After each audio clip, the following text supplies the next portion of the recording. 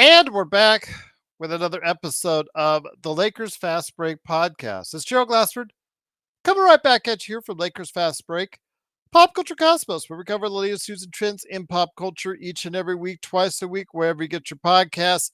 On this week's Pop Culture Cosmos, we cover the NBA with an NBA preview. So go ahead and check out the latest Pop Culture Cosmos. There, Inside Sports Fantasy Football, Joe Soro and I will cover the world of the NFL and fantasy football coming up here this week as well. Also as well, Joe Soro, aka Oxide247 at LakersBall.com, and of course, Simblades with a Y.com. Our good friend, John Costa, Clutch Talk and Lakers Corner. Say hello to those channels. Please like and subscribe. Also as well, Lakers in 5, Empire Jeff TV, covering the Dodgers and Lakers. Daniel Berry Sports Highlights, yo, John McCallion channel. All these great channels. Of course, Stone Hansen, who is on tonight on Playback with us, playback.tv/Lakers Fast Break. He is at report_court right there for you. Also, as well, of course, Legends channel, Alfred Esmond Sport, all of our great friends that have stopped by on tonight's show. But also, don't forget to like and subscribe to us right here at the Lakers Fast Break. It is truly appreciated and it helps out the channel oh so much. And don't forget our membership program where you get emojis, badges, call outs like right there all show long, along with other inside stuff. You get my articles first and foremost, all the good stuff that's brought to you if you're a member today for just $2.99 a month right here at the Lakers Fast Break. And one last note, if you are interested in getting NBA League Pass, we have a 10% discount coupon. It is in the description below.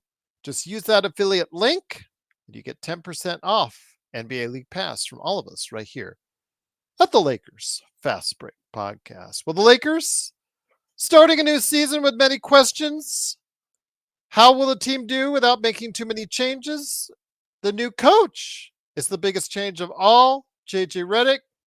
What would he be like as far as with no experience as a head coach? Also as well, of course, what would happen as far as the bench, the starters, so many different questions that the team had coming into tonight. But the one question remained, why are we not giving any more love to AD than we need to? Well, I'll tell you why. Because AD played a heck of a game today. He struggled a little bit in the first half, but he did come back strong.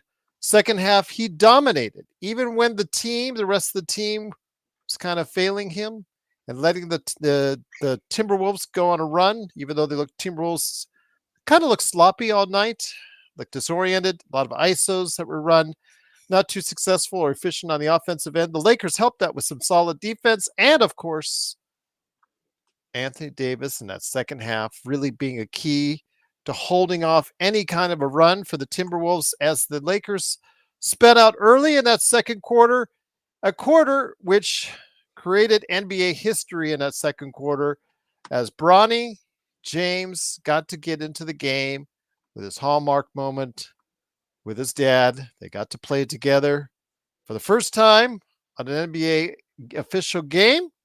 History was made, but after Bronny gave up a couple points here and there, team wasn't too bad while he was in there. Missed a couple shots. They only lost, I think 5 or 6 points of the lead. 7. Got him 7. Got him out of the lineup real quick and put him back on the bench. The Lakers could control and focus on the game. And despite Minnesota making a run near the end of the third quarter, the Lakers never let them back in fully. Still, at most, closing in to about 6 until the Lakers started to pull out a little bit from there. And again, they still won in a comfortable fashion, 110-103 behind Anthony Davis's monster game of 36 points, 16 rebounds, 13 of 15 from the line, 3 block shots, 4 assists.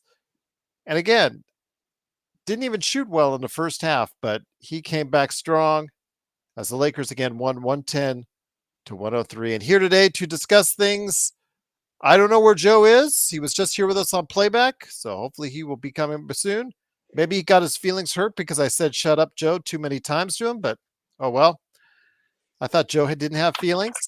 Good man indeed. It is the man behind Clutch Talk and Lakers Corner. He was also part of our playback.tv/Lakers crew, including Laker Nick, Henry Hill, Stone Hansen. All those great guys were a part of what we're doing today on Playback. It is, of course, John Costa. And John, great to have you here. The hallmark moment aside between the James family, it was, nice, touching, heartwarming. We went down, as far as in that period of time, 7 points. They cut into the lead for the as far as Minnesota did. Okay, that was expected, but we quickly moved on from that and focused on the game. But once AD started to find a rhythm, John, he was able to hold off whatever Minnesota could throw at him. Absolutely, man. That was good to see. That was fun to see Anthony Davis just absolutely taking over the game. Like you said it perfect, Gerald. Like he had a little bit of a slow. I I wouldn't even say a slow start. He just wasn't dominating like how he was in that third and fourth quarter. But I mean, let's talk about the game though, you guys. I mean, I'm sure Gerald's given a great breakdown already or whatnot. But I want to talk about something that I got to give myself a pat on the back. I got to give myself credit, and I'm not saying one game is defining the season, but a lot of you guys that were super quick to hate on JJ Redick, you guys are coming back around. You guys are Well, coming back around. I just think, and you can't blame them, John, because again, he had True. zero. Let me remind you, zero coaching experience, either at an AAU level, either at a college pro level as well. European. He had coaching experience nowhere, so you can't blame those guys that were hating on JJ. I had always said I need to see it on the floor. Laker Tom yelling at me constantly, week in, week out on the Lakerholic spotlight. The next Pat Riley. I said, I just got to see it on the floor. I just have to see it on the floor. So we saw that today, and I was concerned because of what I saw in the preseason, because their defense was really bad during the preseason, but they found a way to, outside of the zone issues, aside, I didn't like the zones that they went to. I know Stone and I and some other guys were going back and forth on that. The zone really didn't work out well, but the matchups that they were finding were really to their liking. Offensively, early on, outside the missed bunnies and shots, John, it actually started to click real well. He put them in positions to succeed, and it's up to the guys then to make the shots necessary in order to get the win, and they did just that for a team that has not won in quite some time on opening night. Yes, and give me one quick second, Gerald. My mom's calling me. Give me 1 second. No Make sure worries. Yeah, she's I'll good. take care of it. But once again, it is, of course, the Lakers fast break. It is Gerald Glassford along with John Costa getting the call from mom. Maybe mom's happy that the Lakers won. I know my mom at 90 years old is absolutely thrilled because she was watching the game tonight. So all moms out there that support the Lakers are probably happy tonight. But it is, of course, Gerald Glassford. Darren brings up a good point. Rui Hashimura started the game strong. In fact, I joked on playback.tv in the first 5 minutes. He looked like he was going to be the MVP of the Western Conference because he dominated the game early. Still had a good game to talk about. 7 of 14 overall. Didn't shoot well from beyond the arc. 18 points overall, plus 19. And of course, 5 rebounds and 2 steals. LeBron James kind of did not ever really get it flowing offensively. 7 of 16, 1 of 4 from behind the arc, but 16 points, 4 assists, 5 rebounds. I think his mind was distracted. I think he was distracted by what was taking place with the family reunion. So maybe his thoughts were in a different place tonight. But you know what? AD picked up the slack, and he picked up the slack strong for the team tonight. Yes, Laker Tom he's actually 80, Rodell, for Laker Tom. My mom has still got 10 years on him. Let's just put it that way. But again, it is, of course, the Lakers fast break. Lakers do win tonight, 110 to 103. Again, LeBron James did not have the strongest game. D'Angelo Russell also struggled as well. 1 of 7 from 3, 4 of 12 overall for 9 points, but a plus 15. Austin Reeves plus 12, but 12 points, 9 rebounds, 0 of 5 from shooting from 3, which is the funny thing about this, John, as I bring it back on, my friend. If you look at the starting lineup, are you back with us, my friend? Yes, I am. I'm back with you, Jared. I'm back with you. Okay, Sorry about question that. for you. The starting lineup. Okay, Rui had that hot start, and then was okay the rest of the game. The rest of the starting lineup, not named Anthony Davis, for the most part, you could say played okay. Shot terribly from the 3-point area, but we still managed to get it done. The outside of Jackson Hayes and a little bit of Dalton Connect, there wasn't much to speak of on the bench. When you look at it on paper, it does not look like a winning formula outside of what AD did, which makes AD's performance look all that much better, my friend. Absolutely. I mean, Rui started. You said it perfect, Joe. Like Rui started off hot. He carried us early in that game.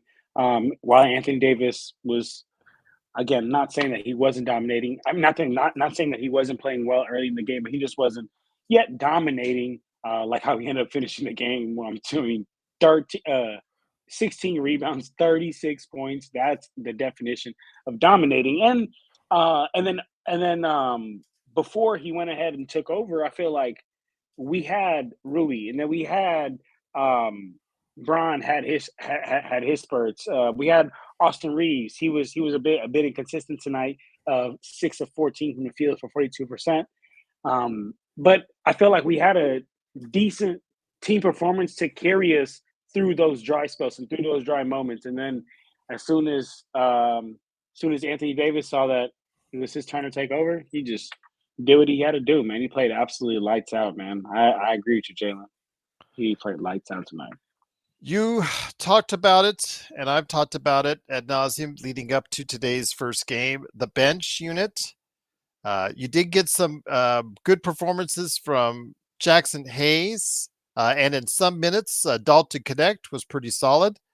It was definitive out there. I think Rodell and some others were going back and forth on Max Christie, Dalton Connect, Max Christie, Dalton Connect. Max Christie severely disappointed tonight. 2 points from the free throw line. Didn't make any of his shots from the outside, and 5 fouls.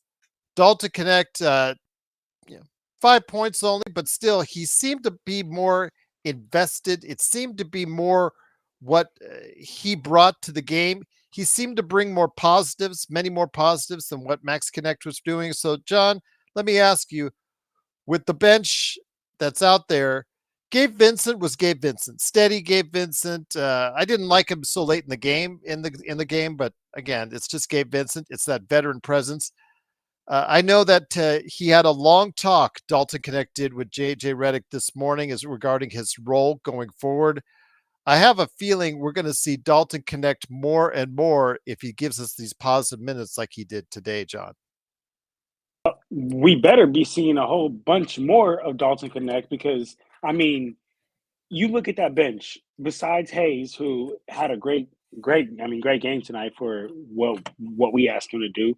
I'm looking over here at the stats. Man only missed one shot the entire game. He went 4 or 5 from the field, 2 or 2 from the free throw line for 10 points, got 4 rebounds. When he was paired with AD, Jackson Hayes looked pretty good. Absolutely, right? But yeah, paired to AD, he looked By solid. himself, it wasn't as pretty. I'll just say that. And then look at our other bench players. Max Christie, y'all know how I feel about him. Not even NBA level talent. Gabe Vincent. Man, I'm gonna have to take the goods with the bad with Gabe Vincent. I'm not gonna lie at this point because in the playback we were talking about it, and Stone was saying that he's not as bad as people think he is, and I agree he's not as bad as people think he is. He's an NBA level talent player, but I also He's don't just think there. he's just there. He's just Gabe Vincent, right? It's like it's nothing that's gonna give you no, never Miami Heat Gabe Vincent again because he was in that system and the system is what made him great. And then of course, Bronny James. We don't even got to speak on that. I'm glad Jalen Scafino didn't play, but I say all that to say, go through our bench. Max Christie, not NBA level talent. Gabe Vincent, I'm gonna have to take the good with the bad. Hayes, probably our best bench player, and then it comes Dalton Connect. Dalton Connect needs to be getting. I mean, he got 15 minutes today, and he could. And in my opinion, he could have got more and should have got more. So I say that to say, Dalton Connect's gonna be big for our bench this season because I don't want to rely on Max Christie. Tell you that much. Intel Wild with the super chat. Thank you so much for the super chat. He said Bronny looked great sitting on the bench. There you go. Also here today, good man indeed. It is, of course, the guy behind Oxide T47 at LakersBall.com. Plus, also as well, he is the owner of a company you need to support today in the Southern California area. If you need a new lawn that needs to be transformed, no better place to go than Simblades. Simblades with a Y.com. It is Joe Soro. And Joe, good to have you here. Thank you for being part of the playback.tv/Lakers Fast Break Live simulcast coverage. AD in that second half really kept the Lakers in the game. I think he was primarily responsible for holding the T-Wolves off. You saw some good things out of the coaching from J.J. Redick today that gives positive signs going forward. And if the Lakers can start looking like this consistently, we may have to readjust our thinking on where the Lakers can fall. But again, it's just game one of a long 82-game season, Joe. LeBron played 35 minutes tonight. Not necessarily a bad amount, but would prefer him to be around 30, 32. That'll likely be something that could be somewhat maybe figured out if Dalton Connect could earn another 3 or 4 or 5 minutes. I was thoroughly impressed at the coaching tonight. I have to admit. I know that there might have been some help from Minnesota, looking like they weren't really wanting to play today.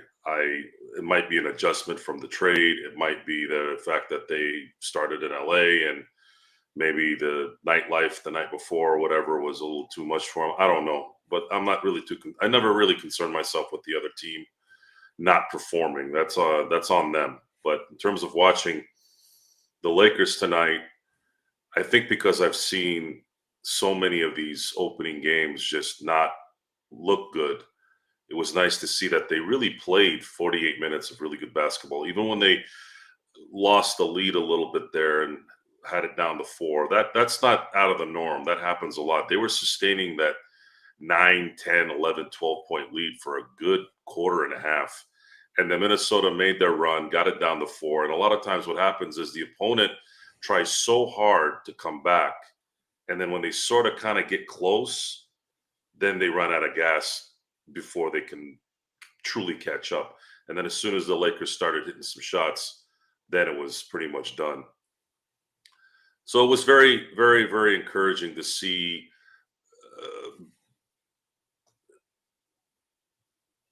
I can say several different types of plays. The pick and roll was pretty smooth tonight. I thought the dives were great. I thought there weren't any, there wasn't a lot of laziness tonight. And you caught it a couple times where they were watching, but it was only a couple times where I would remember standing around a lot. I would see a lot of standing around, and they didn't really do that. JJ had these guys moving. They had them focused, and there were a lot of plays that I think could have materialized into even better plays had they not made the shots. So that was good. That was encouraging that if they weren't going to make the shots, you had someone like, I think it was Austin diving towards the basket, and Rui did a turnaround jumper. And had he missed it, there was a couple things that could have happened there. If he doesn't take the shot, he could have gotten an AR for the easy layup there. Or if he had shot and missed instead of made it, AR would have been right there to tip it back in. So it was really nice. That's probably my favorite play of the night because you would have solved it 3 ways likely, because whoever was diving in or whoever was covering on the weak side was going to be too late to get to Austin. And it's nice. I'm sorry, I'm kind of a nerd in this stuff. I pay attention to some of the stuff that probably people don't pay attention to, but that's the stuff that I saw on that play. And if you guys don't know what I'm talking about, it was a sequence in the fourth quarter. Pay attention to those kind of plays, because those kind of plays is what a great chess player does. If they can't get this particular positioning, they always have a second and third way of making up for it.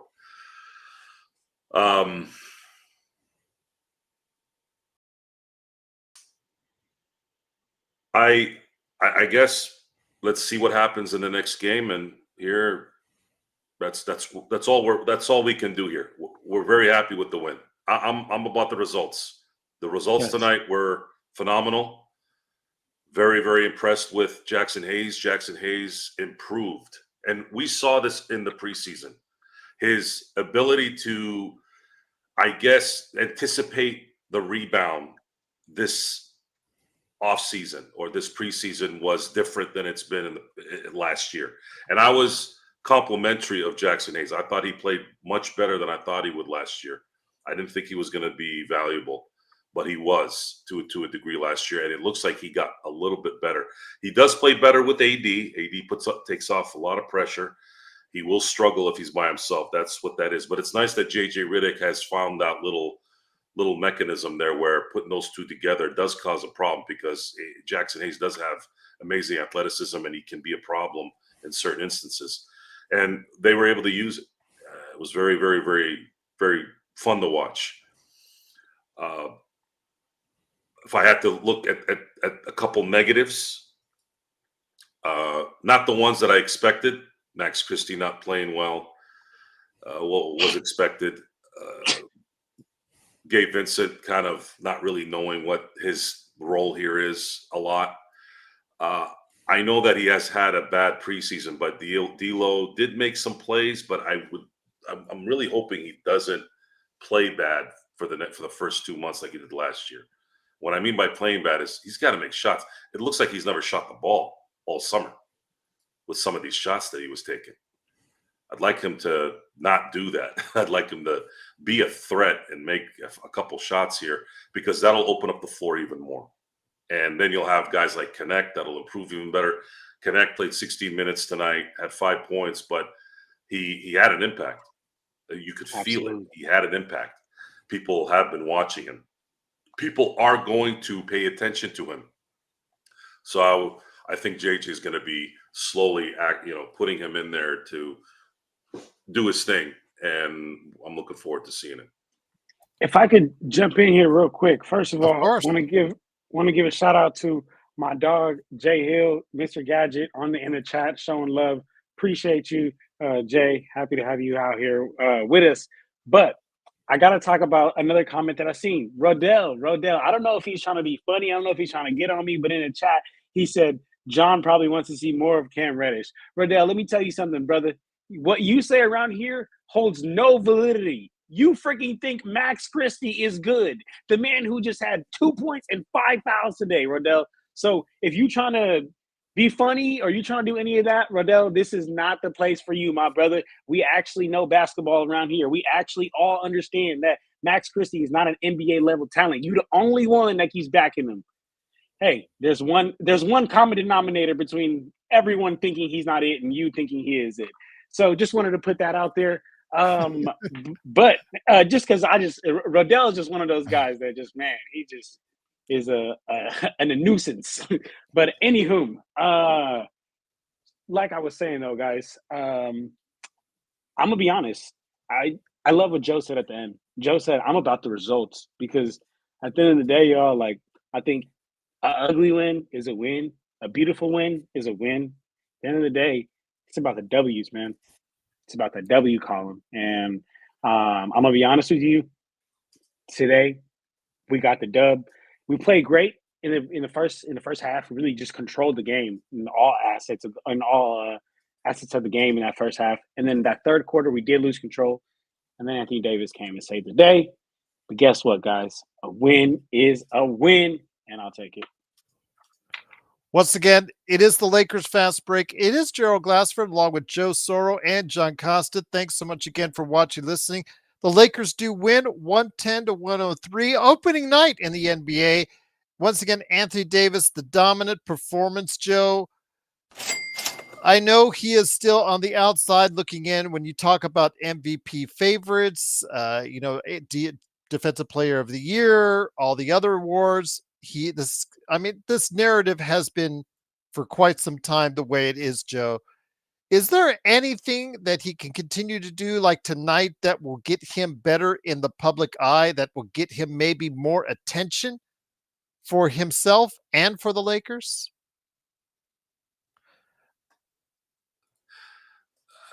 I think the attention is probably not the correct word. That the Lakers will always have the attention. The right kind of attention. Well, the issue with the Lakers is most of the people that are voting for anything in this league are usually residing in the upper North Ohio area or the Northeast, and those sewer rats are going to hold Laker players to a higher standard that they continue to move the goalposts on. So they don't give Kobe Bryant an MVP in 06 because it was too individualized. Yet they give an MVP to the 2017 Russell Westbrook. They give an MVP to James Harden, who knows team basketball like I know French. And it's been a problem for probably 30 years. It became a problem in terms of wishy-wash Oscar voting type accomplishments by these voters, where there was a time where Michael Jordan at his peak wasn't the MVP. They gave it to Charles Barkley in 93. They gave it to Karl Malone in 97. And Barkley had a phenomenal 1993 year. Absolutely phenomenal. He deserved it. And so did Karl Malone in 97. But they weren't the MVPs. Michael Jordan is the MVP in those years. But they want to give it out. To me, if you make a vote or you make an assessment based off of, well, it's their time, it's not a real award. That's not a real award. I'm sorry. That's bullshit. So to answer your question, the only way Anthony Davis wins an MVP is if he performs. He's not going to score 35 and 15 a night, but let's say if he averaged 27 and 14 and played 75 games and the Lakers are a 1 seed. That's probably the only way he's going to win the MVP. And he can't have Luka dropping near triple doubles and be in a 2nd seed because they'll probably give it to him. As far as Defensive Player of the Year, I can get into that a little bit longer, but Wembanyama might be winning that for the next 10 years.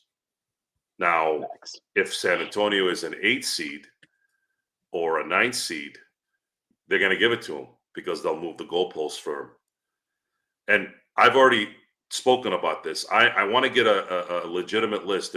I know that the list that I saw online, most of those guys are voters in these awards, but I really, really want to put a lot of attention to these voters in this calendar season so that we can monitor what these guys are doing. Because I think there needs to be more discussions on how bad some of these guys and how they use favoritism to vote for certain players when it's just not not accurate. The Lakers right now, looking at their first game here, the starters all played well above 30 minutes a game. And for someone like AD playing 38, he's still young enough to be able to handle that for a year, maybe even a couple more years. D'Angelo, same. Rui, same. Obviously, Austin Reeves, the same. LeBron, I would really like to see if he could get to 30, 32. 27, 29 was a dream of mine last year, but and even Darvin Ham tried it, didn't work.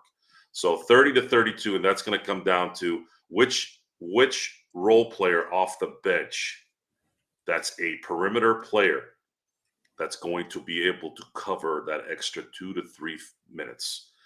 The only one right now that's realistic in terms of performance and the ability to actually make an impact is Dalton Connect. Dalton Connect played 16 minutes tonight. If that number goes up as he improves, should he improve, if he can get to 20 to 22 minutes, that could be minutes that LeBron doesn't have to play. Because then you can use AD and a young Jackson Hayes, and you could play him. He's young. You could play him more minutes, and if this combination is going to work, then you create your lineup in that instance. If it's Gabe and Russell, or if it's Russell and AR, we have some initiators on this team. Without LeBron, initiate, get everybody in order. The way they did tonight, get everybody moving, and then try to see if you can open up some things, especially if AD is a threat down low or even at the mid range. You can get the ball to Dalton with some space, and if he starts hitting those shots and he's hitting them consistently, now LeBron James doesn't have to worry about coming off the bench. And if you guys pay attention also to that fourth quarter range, I actually forgot LeBron was on the bench. I thought he was in the game. I was focused on. Sometimes I get focused on certain players and I just watch them because I want to kind of analyze what's going on. But I actually forgot that they actually got up after they took the deficit went down to 4. LeBron wasn't in when they brought it back up to 9 and 10 and 11. And to me, that right there will be everything. If this roster stays the way it is right now, that right there is what's going to be important. Can they do that throughout an 82-game season? Minnesota didn't play very well. We know that there are going to be teams that are going to adjust. We know that there are better teams out there than Minnesota, but we also have to factor in that Dalton is going to get better, and certain other guys that are playing might get better, and that's how I'm looking at it. You got to kind of almost use the cliche of playing one game at a time at this point. We weren't very happy with the roster construction, and it might still not go the way we want it to go. But today, at least for today, it looked pretty good. Yeah, Rodell, absolutely. You should for sure chill on the basketball knowledge because you're not there, gang. You're not there, buddy. And similar to how Joe treats Cool Bro, where he just kind of, lions don't lose sleep over the opinion of sheep. That's how I'm going to act with you, Rodell. So, yeah. So Go it's ahead, Gerald. so it's John and Rodell and Joe and Cool Bro. Okay, I got to get that right. Okay. There is no Joe and Cool Bro. Yeah, and Rodell Joe is hates like down here. There is no. Rodell's like down I here. don't want to be in the same sentence with that. That's not no. It has nothing to do with me. No. I feel about Rodell. I don't. When it's one thing to be clueless. It's another thing when someone says, "Gerald, I'm going to draft Bronny James." This is not trolling at this point. Trolling is when you're busting balls. Okay, that's okay sometimes. But what that is irritation. It's worse than a fly buzzing around your head while you're trying to eat. And I don't have patience for stupidness. I don't have patience for it. And at some point, there's a level that you have to know when to stop. And this is a joke, and it's funny for a lot of people, and I know it is. So I kind of play around with it. But with all honesty, I have no desire to think or talk about things that I don't want to talk about. And this is what that is. Speaking of things Joe doesn't like to talk about, once again, the Lakers do win 110 to 103. Joe, you got your hallmark moment that you've been ranting about for quite some time. Second quarter, Bronny James comes in, and Intel Wild, thank you for the super chat, who says Bronny James, JHS, Maxwell. If you want to throw in Cam Reddish, John would probably throw in Max Christie as far as dead spots on the roster.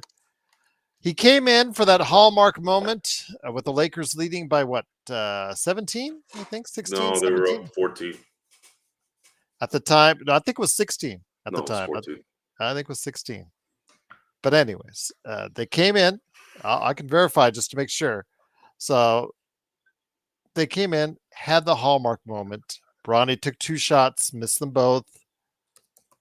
They gave up a few points. Minnesota went on a run, conveniently timed, and he sat down. Now, if they're smart, he will continue to develop somewhere else outside of being on that Lakers floor or being on that Lakers bench. But I don't know, Joe. The fact that he has a guaranteed contract, he's going to be sitting on their bench quite a You're bit. awesome. Hopefully he can get his, and thank you, Reggae, and thank you, Intel. Truly appreciate it. Your thoughts on the hallmark moment tonight that you've been dreading for oh so long? You're awesome. Thank you, Kenny. Reggae. I'm just me, Reggae. Oh, Is Reggae? That's the question. yeah. Can you send Reggae the link to our merch? Yeah, absolutely. Thank you. And this is just me, You're Reggae. awesome. It went. My Yes. sister's in the chat. Thank you. Thank you. Be on your best behavior, Joe. My sister's in the chat. Okay, I'll be the women. You're tone it down a little bit. I awesome. don't want to be that All guy. right. Thank you. I don't. Intel's gifting out memberships in honor of the win. Thank you, Intel. Bless you, my friend. It happened. You're awesome. It happened quick, and it finished quick.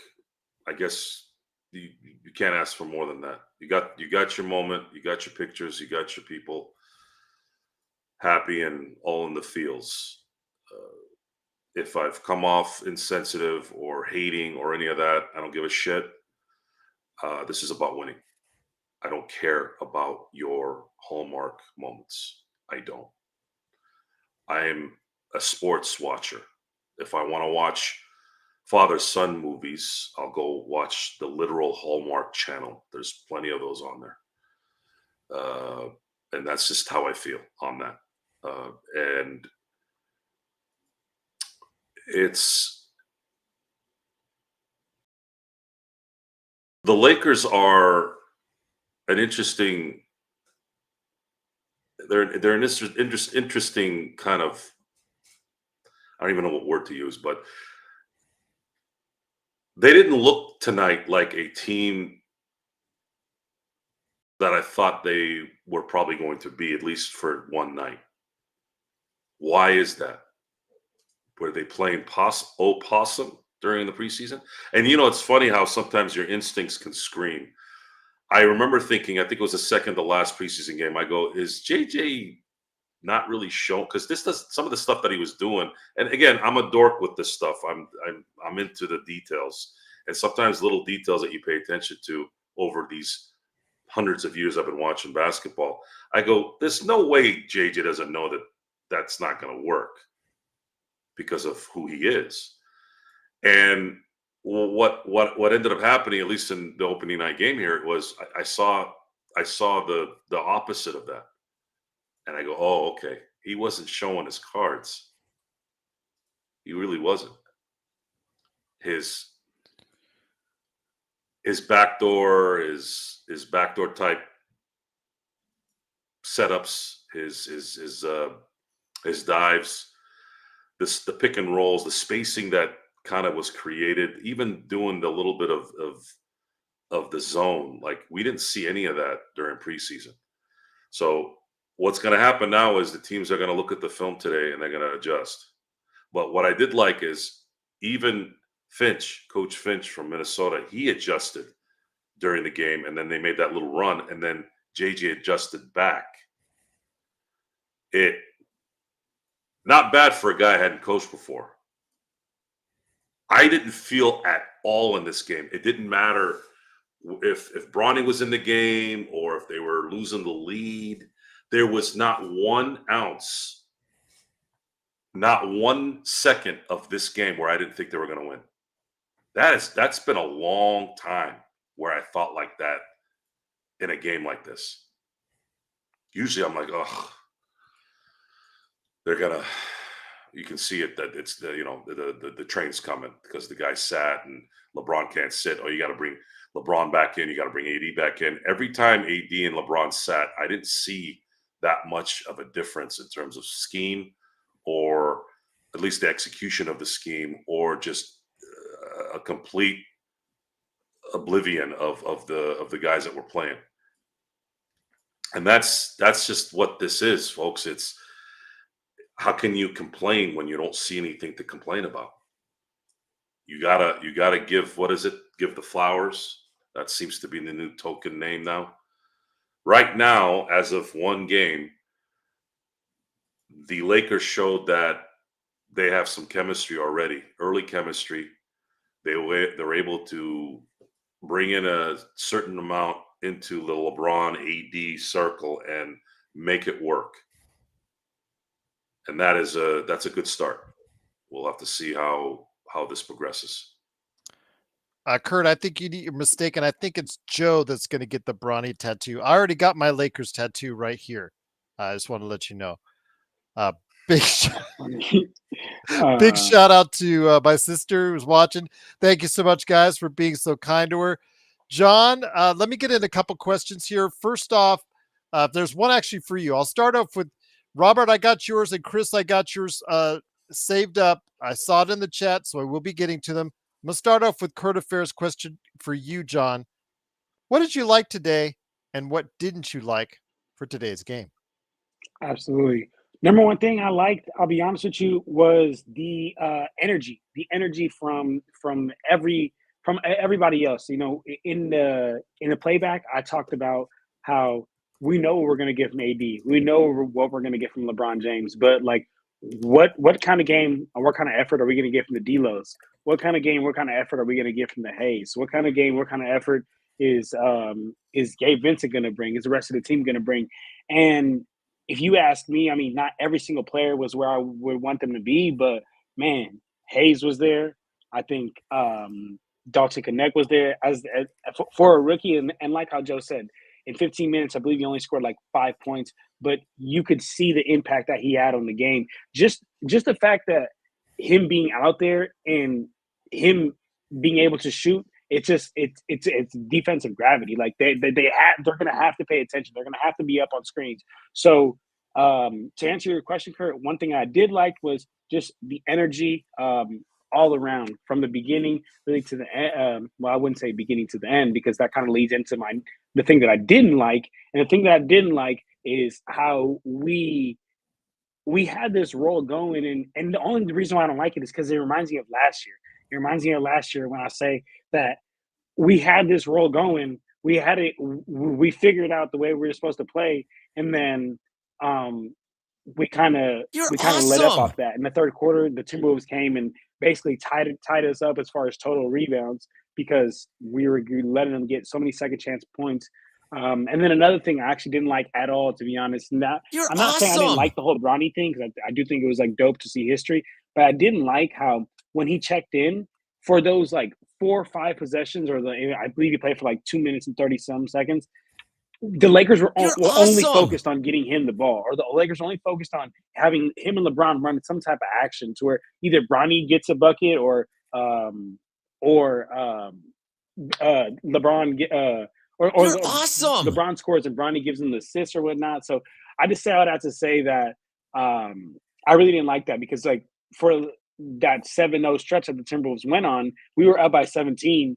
They went on a 7-0 stretch, we're only up by 10. And again, I feel like the big reason for that is because we were just so focused on Bronny and LeBron. And at the end of the day, guys, this is not the Bronny and LeBron James show. This is the Lakers freaking team. And we want to win a championship. Once again, thank you so much, Intel. He's been gifting out memberships. I am truly humbled and truly appreciative of you doing that, my friend. Once again, it is the Lakers winning 110-103. Joe, and I've got another question for you coming up next, John. And Chris, I am getting your question. I've got that on hold. But first up, Joe, you wanted to talk about this, and John as well. Joe and John, do you think the Lakers will have a heightened focus like tonight to win a bunch of games early in the season since it hurt them last year? Joe? Heightened. I don't know if heightened is the right word. What it looked like tonight was it looked like the team was in tune immediately. I haven't seen them that in tune this quick in a while. If they're looking at their schedule, they know that they have a little bit of an advantage this year because they get a chance to go to the places that are the worst time to go, which is usually around January, February, which is the Midwest, the Cleveland, the Torontos, the Detroit trips. I don't remember, at least, I'm sure it's happened, but as of right now, recent memory, I don't remember them taking that Midwest trip this early. And those trips are really, really You're awesome. are much better right now. It's not that cold yet over there. It's not like it's going to be cold in January or December or February, right? And you're not as beat up and tired from flying the first 3 months. You're awesome. Maybe their sense of urgency is there saying, hey, look, we're going to be playing some teams that we think we can match up very well against. And in the meantime, you're going to start the first 3 games at home. You're If you awesome. can win the first 4 games on the West Coast, which is 3 at home and 1 on the road in Phoenix, you're playing Phoenix twice and you're playing Sacramento. You just won the opener with Minnesota. If you come out of the first You're 4 games awesome. 3-1, you are in a really good position to go on that trip, which is a 5-game road trip. And there's a possibility that you could You're win 3 out of the awesome. 4 in Cleveland, Toronto, and Detroit, and Memphis. There's a really good chance. If you come back 2-2, then you're looking at a 5-3 start, which it's a lot better than what it's been, right? I guess we can be happy with that. But it matters now taking advantage of those first 3 games at home. And there's a spread already after game 1. So you got your pageantry out of the way. And it didn't really mess up anything, which is good. And you actually played well from beginning to end. There was no issues there. I did not see an issue throughout the game other than really the only thing that I didn't like tonight is it's been showing itself already, which is D'Angelo Russell. I'm not liking how he's playing. Other than the playmaking ability, and I get that there's value there, but Yay! D'Angelo Russell A has to be a threat. subscriber. Thank you, Porter. He has to be a threat in terms of shooting. If he's not, a good team will collapse and it will make him beat them. And that's not going to work out. His shots were terrible. It's one thing if he was getting close, but his shots were really bad tonight too. And he played a lot of minutes. It wasn't like he played 20 minutes. He played 34 minutes. He was 4 of 12. And he was 1 of 7 from 3. But You're awesome. it didn't really matter. He was a plus 15. Him and Rui were pretty big parts of the double-digit leads during the game. Yay! A subscriber. But he's gonna have to get to D'Angelo Russell after December, like last year. I'd like him to do that now. Don't do what the Lakers did to start the seasons the last 2 years. Do what you just did, and D'Lo needs to be a part of that. As far as Max Christie is concerned, there's no surprise there for me to be angry about. I already knew who Max Christie was. We know who Dalton Connect is. He's a rookie. He's going to get some time here to get his engine going. You can't just throw him out there for 30 minutes and tell him to do whatever. This guy's coming from a game that's playing 20 minutes and a half and 35 games tops during the season. You want to pick your spots with Connect and make sure you get him ramping up on that treadmill, not at 10 with a 10 incline. You want him to start at a 3 and a 3 within the next, 2 months. If he continues to be a threat, then you can start throwing maybe 25 minutes a game for him because we might need it anyways. And that's my take on both. You're awesome. So many new subscribers, so many new people joining as far as our membership plan at $2.99 a month. Intel, you're awesome. Thank you to all new subscribers. Darren just dropped a huge super chat for You're John. awesome. Because I don't think you're eligible for super chats as of yet. Are you? John, set up for that? For I am not set up for that. I mean, you told me it was 1,000 subscribers, but I'm not set up for that. But whatever it's not super the chat I watch get, hours, right? So You're Yeah, awesome. the watch hours. Yep, exactly. Okay, so Yep. remind me when I get paid by YouTube, I'm going to send you 50, man, because Brother, Darren just no, dropped you don't. 50. Yeah, he No, said this is for that is John and Clutch Talk. You're awesome. That's who it's going this to is be for. for. That's for you, my friend. That's coming your way. That's from Darren right there for you. I appreciate you, Darren. This is for all No, the no, Lakers. no, no. You get it, Matt. He meant You're for you. awesome. It's coming to you, my No, friend. Once no. again, it is 110 to 103. It is, of course, Gerald Glassford. Thanks so much again for watching and listening. Truly appreciate the Lakers win 1-0 to start the season. First opening night season since when, Joe? 2017. Yeah. So it's been a little bit of a while. It's awesome. People are excited. People are Well, happy. Technically, it was this. It happened in 16, but the 2017 season. Yes. Yeah. But it's great to have you here. Cannot thank you enough for the big crowd tonight. Truly appreciate it. John, I'm going to hit Chris's question next. Hopefully, I will get back to Robert's question because Robert was pointing it to both you and Joe. But Chris, I want to get his question in because the question has been sitting there for about 10 minutes now. Plus, can we foresee Connect getting playing time when other players come back, i.e. Vando, i.e. Christian Wood? I would feel bad for the kid if he gets benched, if he ends up playing well. I think tonight is going to be just set as a precursor to what we're going to see for the rest of the season. I think he is going to get the time. If we see continual performances from Max Christie like this, John, I think when Vando gets back, Christie is more likely to hit the bench than Connect.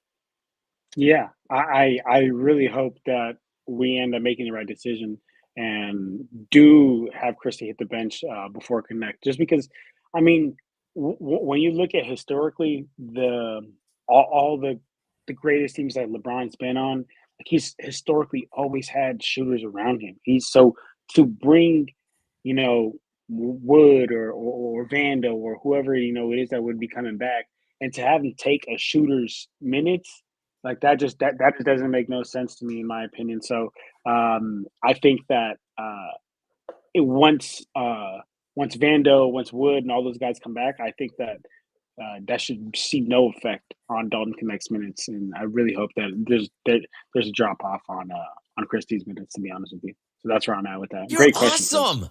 It is one game, and there were a lot of Lakers that struggled, including Max Christie. But as we saw through the preseason, it just is clear that while Christie may give you a little bit more, Joe, You're on awesome. the defensive end than what Dalton Connect to do, there's so many other facets of the game. It just seems like this team is better when Dalton's on the court, and I can't say the same thing when Max You're is out there awesome. right now, Joe.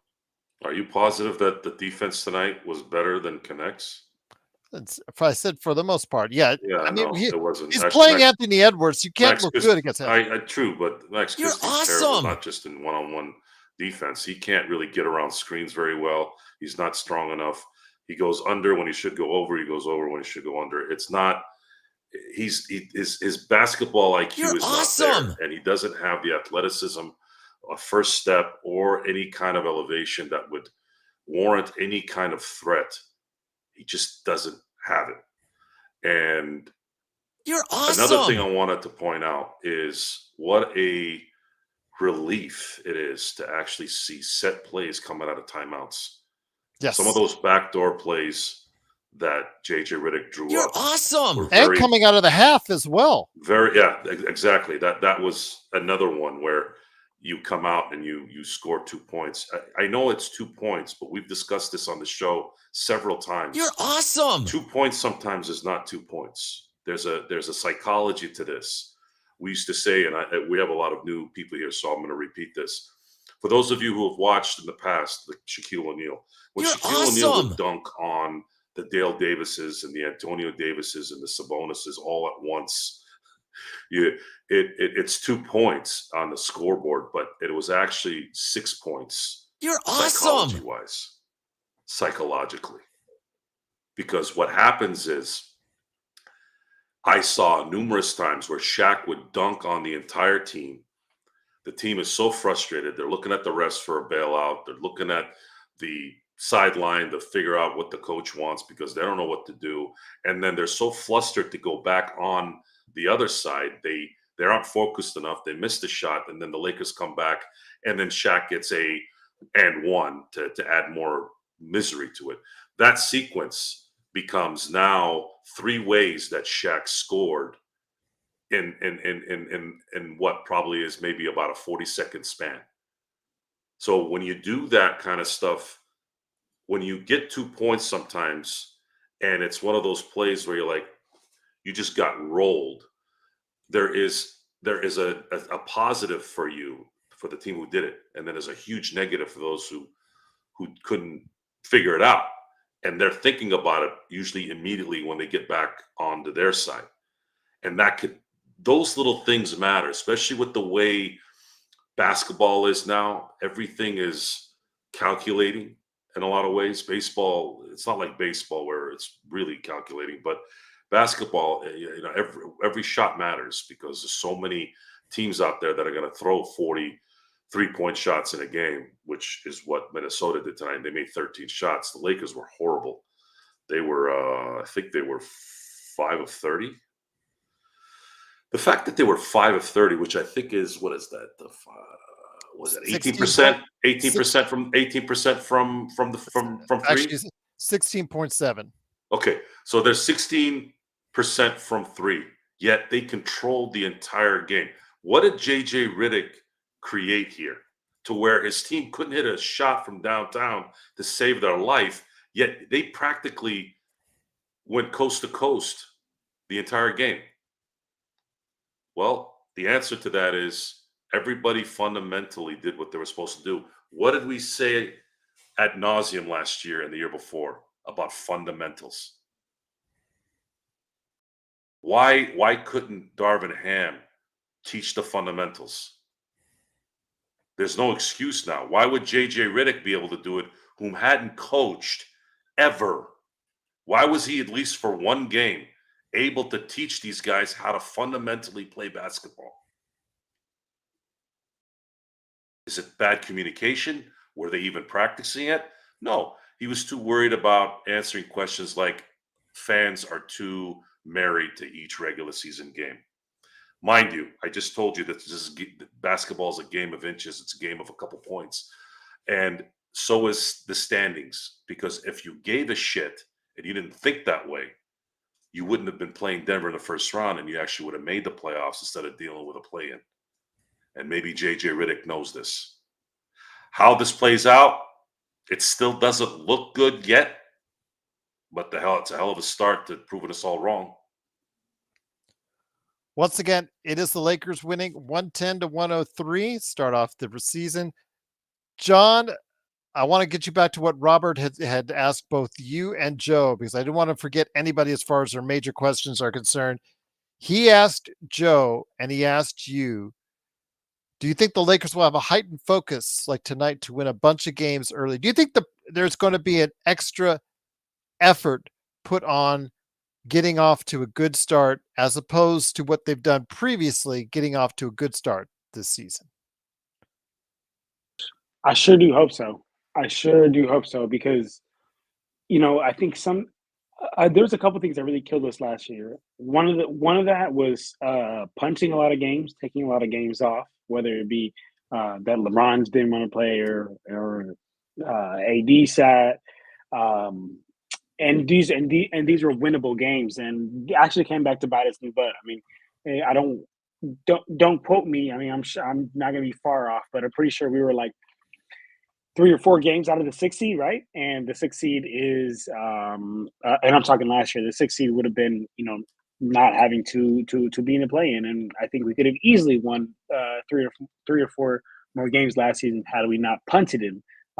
Also, had we had a better coach, which we have this season, we also would have won a good amount of other games too as well. Appreciate you for the love, Kurt. But it's so good to have him back. So good to have him back. But to answer the question, I think that we absolutely should be on top of it with as far as just trying to get every win early in the season, trying to get every single win early in the season, because with this team that we have, well, I mean, we know we're not deep. We know we're heavily reliant on a 40-year-old LeBron James, and yes, he played a lot of games, but that doesn't take away from the last 9 years of his career. Anthony Davis is still an injury-prone player, but so we're relying on those two guys, and with that, bro, anything could happen. We could have Anthony Davis can literally go up and shoot. Now we don't. He's not there for a month, couple weeks. That changes the landscape of everything. So if we can get some early wins early in the season by just being ultra focused or being ultra locked in, I think that can buy us some time. So I'm with that, brother. Joe, getting back to what's upcoming for the Lakers, they get a couple of days off. Obviously, they have the game coming up on Friday. And you talked earlier about, of course, getting off to a good start and talked about that because we obviously don't want to repeat the same performance year after year after year where we have to do so much late to just even get a chance to get into the playoffs. But you see the performance AD had tonight, especially in that second half. Everybody else, had various levels of struggling tonight on the as far as the main Lakers starting lineup. But it is so nice when you have an AD that can carry you, even when you're not performing at quite the level you need to. AD still got the job done tonight for the Lakers. It's certainly easier to win these games when AD is playing AD ball. If AD is dropping 27, 13, and being a Hellcat on defense, it's just going to make everyone else look better. And I can't understand this. This is just. Am I hallucinating here? Is it me? Am I being a homer? How the hell does AD only have 3 blocks tonight? I could have sworn I saw 6. I'm watching the game. What is a block shot anymore? Does it have to literally be 14 feet in the air before it's considered a block? I'm sorry. The last thing I checked is when somebody's doing this and he blocks it. Isn't that a block? How is it that this guy always is capped at 3 blocks? I don't know. It's just, I don't know. I don't get it. AD tonight looked like AD of 2020. And a lot of it had to do with the fact that JJ figured out a plan to where he could have 2 bigs. Who would have thunk it? Another big guy next to him. Jeez, how long did that take us to figure out? It took us 2 freaking years. And he had a chance to roam the way he wants, not roaming to where he has to play 1.5 guys all the time. And JJ Redick, should AD win Defensive Player of the Year or an MVP, JJ Redick probably needs to get a little trophy, a mini trophy of that, and be presented to him because he would have allowed that to happen. And that's kind of how I look at it after game 1. We have to wait this out a little bit in the same way if they didn't win this game. However, I did feel very comfortable even the moment I saw that they were going to play Minnesota before the preseason, before any of this stuff. My apologies. I know that Darren was asking how to gift memberships. Darren, if you go to the dollar bill, you click on the dollar bill, it's the last option on the bottom, membership gifting. I do apologize, Joe. I didn't mean to interrupt. He was asking.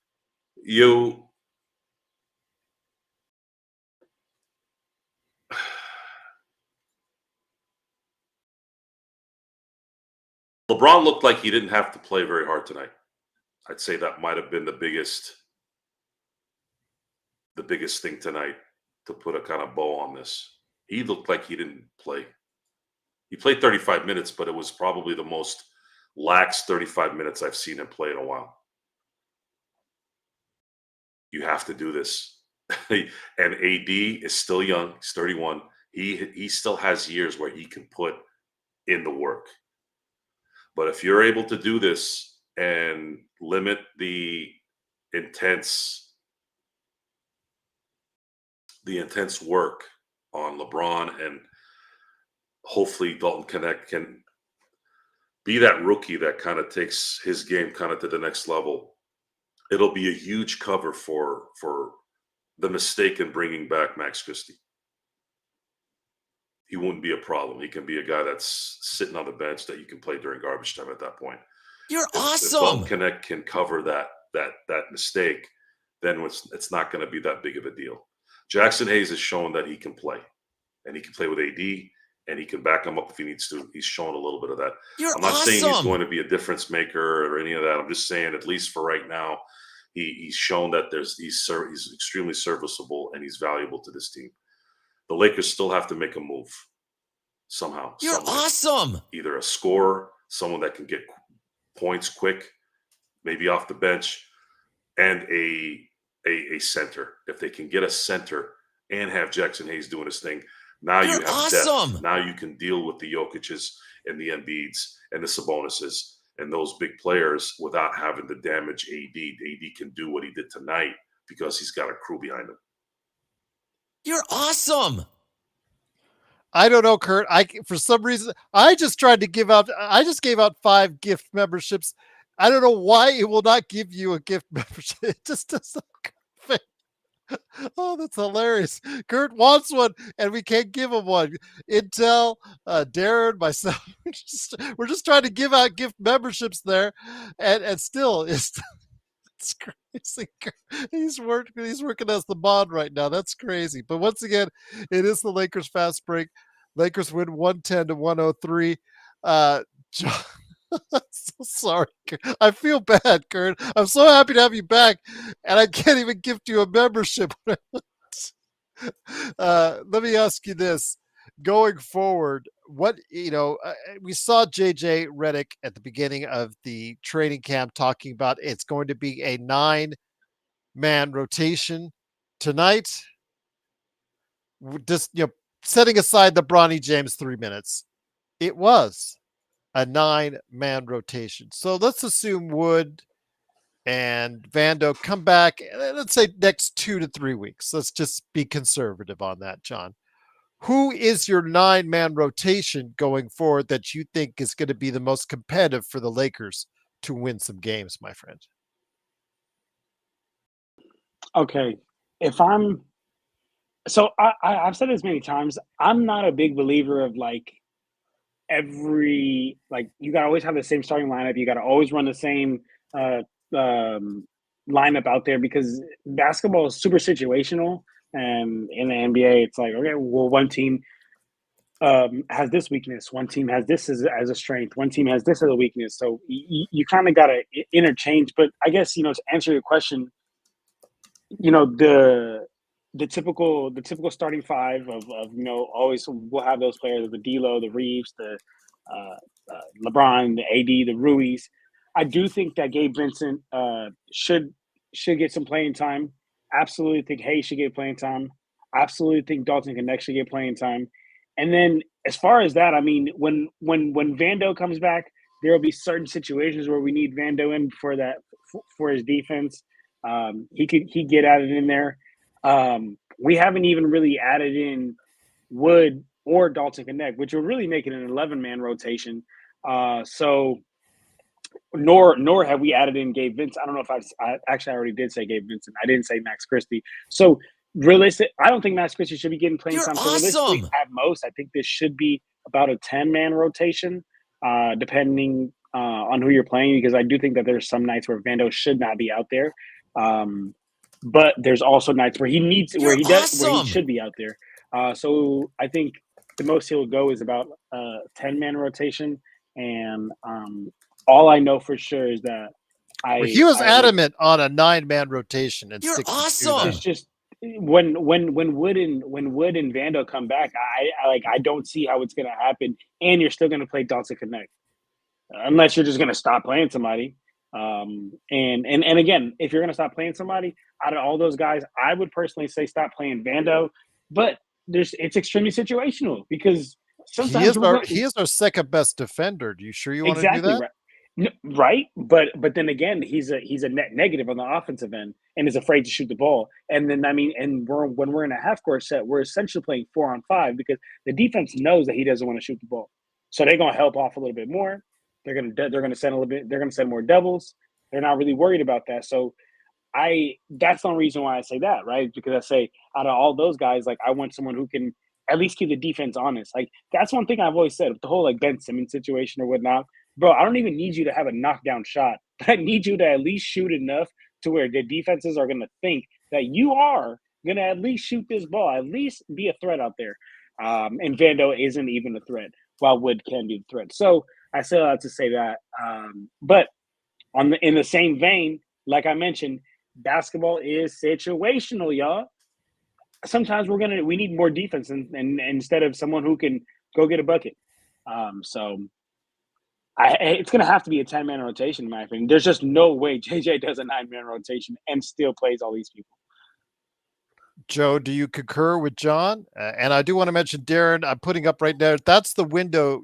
That's what it looks like, and the last option is right there, the lowest one right there, as far as for membership gifting out there, which you're truly appreciative of at just $2.99 a month, right there. Joe, let me get it back to you.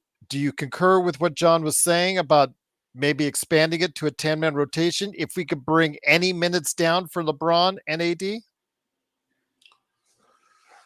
Yeah, I don't think it'll be a 10-man rotation. That's too much anyways. 8-9 is good, and then you get it down to 6 and 7 during the playoffs. Situational doesn't mean a 10-man rotation. It just means that you're still going to have a 7, 8, 9-man rotation. It's just maybe Vando doesn't play that day because he's not going to be able to run and gun with the Celtics. As good as he is on defense, you're going to probably likely have to keep up with them on the scoring. The issue with Vando is health. And when you're not available all the time, that can be a chemistry messer. So I'm trying to phase him out of my mind until I have to think about him. Christian Wood, we can all wish that he could be that big where they don't have to go find someone, but it's just Christian Wood's always going to be Christian Wood. And it's just, he'll play well once a week and that's it.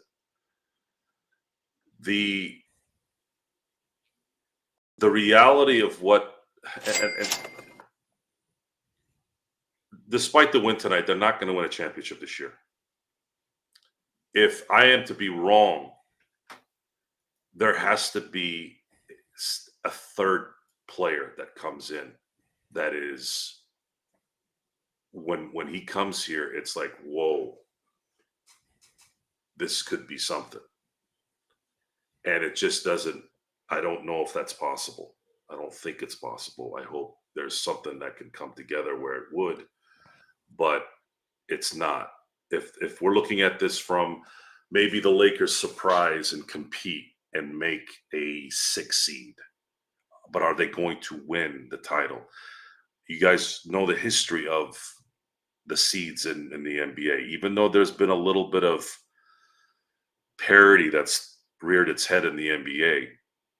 Despite that, you don't ever have a low seed win championships other than one time since I've been watching basketball, and that was the 95 Houston Rockets. They were a 6 seed.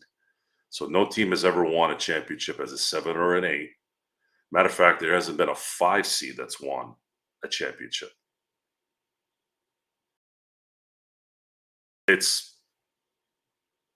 We're gonna have to. We've said what we've said.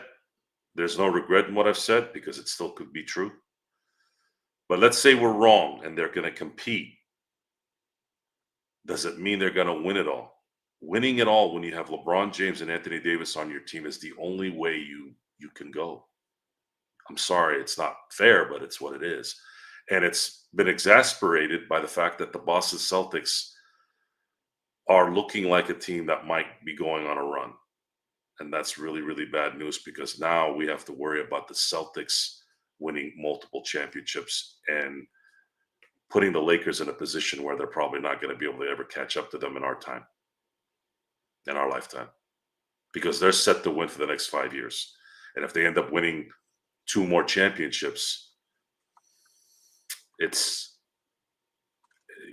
we're never going to see the Lakers pass the Celtics in championships. The Lakers had a shot. They had a shot, man, after 2020. And with that, some bad luck happened in 2021, but they didn't make the right calls after that, and it ended up costing them the top spot. So that's kind of where I'm at with this. I'm not. We always we live in the moment, and we're doing a show, and it's okay. And I know that sometimes it's good to feel good after a win, and that's what I'm trying to do here. But we have to wait this out a little bit longer and see how things play out. Real quick to jump in here, Gustavo CL. Hope I pronounced your name, brother. He said I'm wrong about Vando. Would love to understand what I'm wrong about, because nothing that I said is actually wrong about Vando. He's a net negative on the offensive end. He's a great defender, and he's a situational type player. There's times where you need him in the game, and there's times where you cannot put him in the game because he's a net negative on the offensive end, and because unless you're running downhill, unless you're running on a fast break, if you're in anything besides that, you're essentially playing 4-on-5, and the Lakers do a lot of half-court set offense. So, essentially, I would love to know what I'm wrong about with Vando, because none of that is wrong. Well, the only thing is, I say in context to differ that, and I've got Intel Wild's super chat here. Just a sec, I'm going to address before Joe. Are you going to do a nightcap? Okay, we'll shut it down here in a couple minutes, but. With Vando, during the regular season, you need that situational defender at different points during the course of the season, depending on the game and the matchups.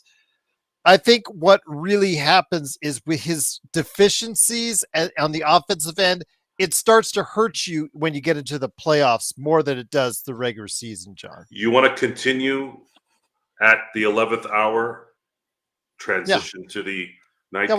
Yeah, we'll just transition to the nightcap. Yeah, folks, we'll transition at 11 o'clock to the nightcap. Gerald will even put I'll put the thing on, so that you all can see the difference, and then we'll. And it looks like John's having a nightcap as well. And by then, in between the few minutes that we're transitioning, I'll go get my nightcap, and then I'll take over. All right. Intel Wild says, I've always thought Ham cost us at least 5 wins during the regular season. Cool, bro. Just no stupid questions, please. Go ahead. With his awful coaching?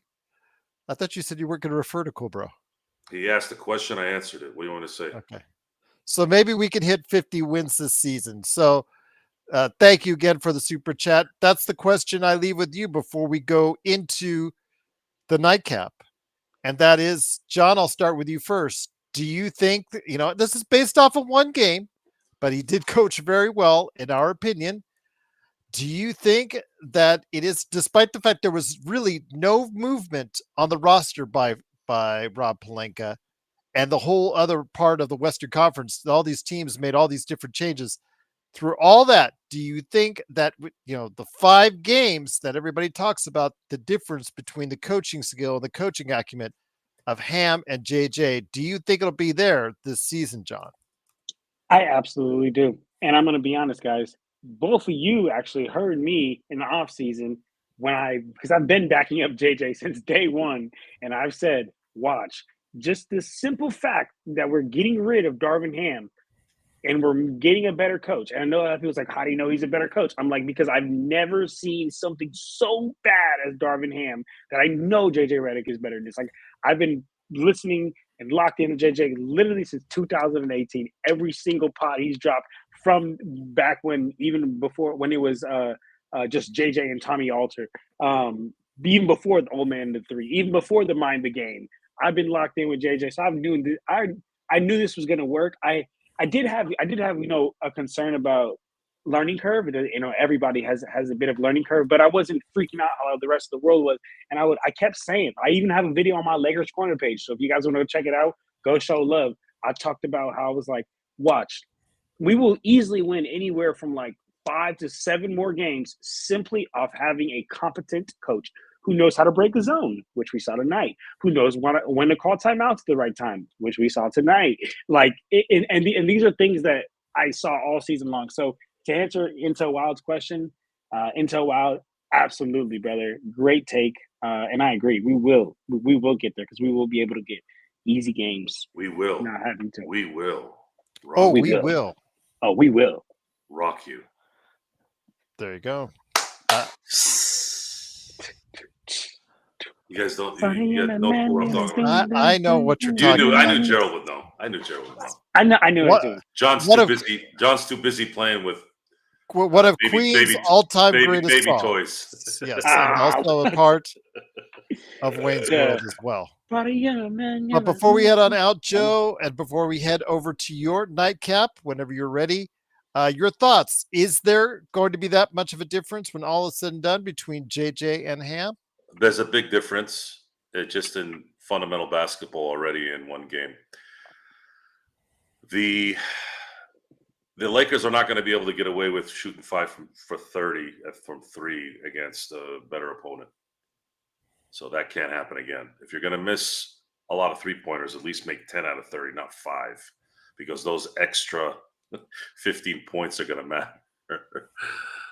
But they were able to make up for it by just creating great space. There wasn't a lot of standing around. There was a couple of times where we caught them, and that was actually funny. I was laughing at myself. I said, "Holy crap!" We noticed in the third quarter that they were standing around for the first time. I remember watching games last few years where they were standing around pretty much from the opening tip all the way through the game.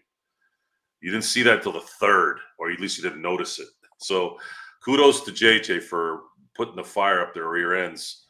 Who knew that NBA players like to be coached? Folks, if Magic Johnson is being interviewed about coaching and his first words are, "I like to be coached aggressively," who the hell are you? Any player. If Magic Johnson says, "I want to be coached," even if it's something I don't like, I want to be coached. This is Magic Johnson, arguably the greatest team sport player that's ever existed in any sport. Team, in terms of a team player. You had Kareem on the same team too, the two best, right? And that should be a lesson to everyone. It looks like that everyone is buying into the JJ Redick rhetoric. The JJ Redick rhetoric. The Redick And that's rhetoric. a good thing. That's a good thing because again, that builds camaraderie, builds chemistry, builds. When you start winning, that becomes even more enhanced, and that's not bad for a guy that's never coached, at least for game one. But we got to wait this out, folks. We can't get too high on this one. We got to see how they. I want to see how they respond in these first 4 games because they're playing 2 games against Phoenix, 1 on the road, 1 at home, and they're playing a Sacramento team that's kind of owned them the last few years. I'd like to see them whoop Sacramento at home. If they do that, even if they lose a couple close games to Phoenix and they beat Sacramento and they're 2-2, I won't be mad. But I think if they're going to be competitive in all 3 of these games, I think they're going to win 2 out of 3 because you still have LeBron and AD. If AD plays like this, they're going to win one of those against Phoenix. So that's where I'm at on that. I'm going to transition here, not in the way that most people transition these days. I'm going to go transition to the new show.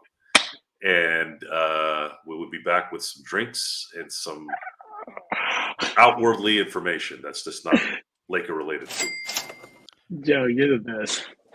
Let me go ahead and finish on out with you, John. Once again, the Lakers do win 110-103. Dante, what's up, my friend? Truly glad that you're here. Thank you so much for the super chat. Truly appreciate it. Good win for JJ.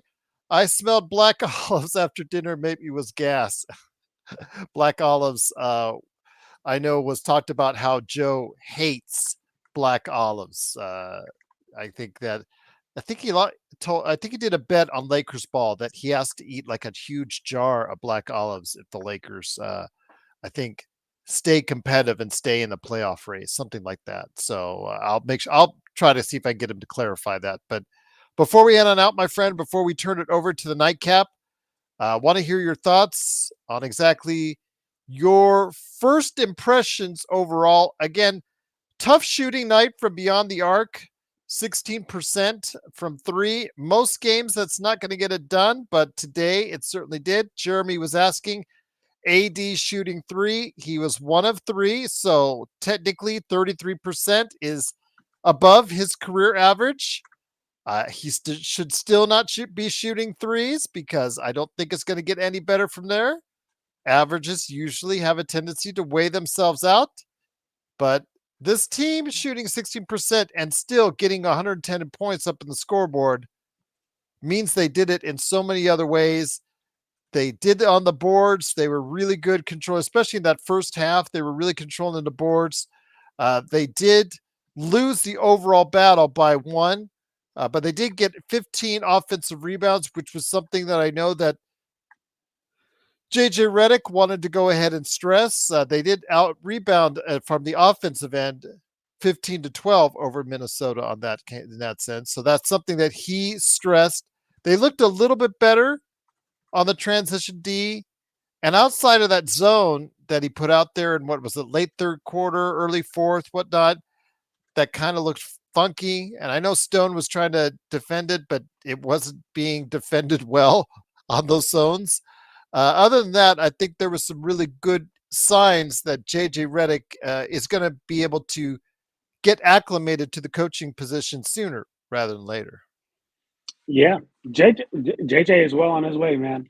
I do think that there will be a point in the season where there's a bit of a learning curve, but that's why he has so many damn talented and vet coaches on his coaching staff, man. So,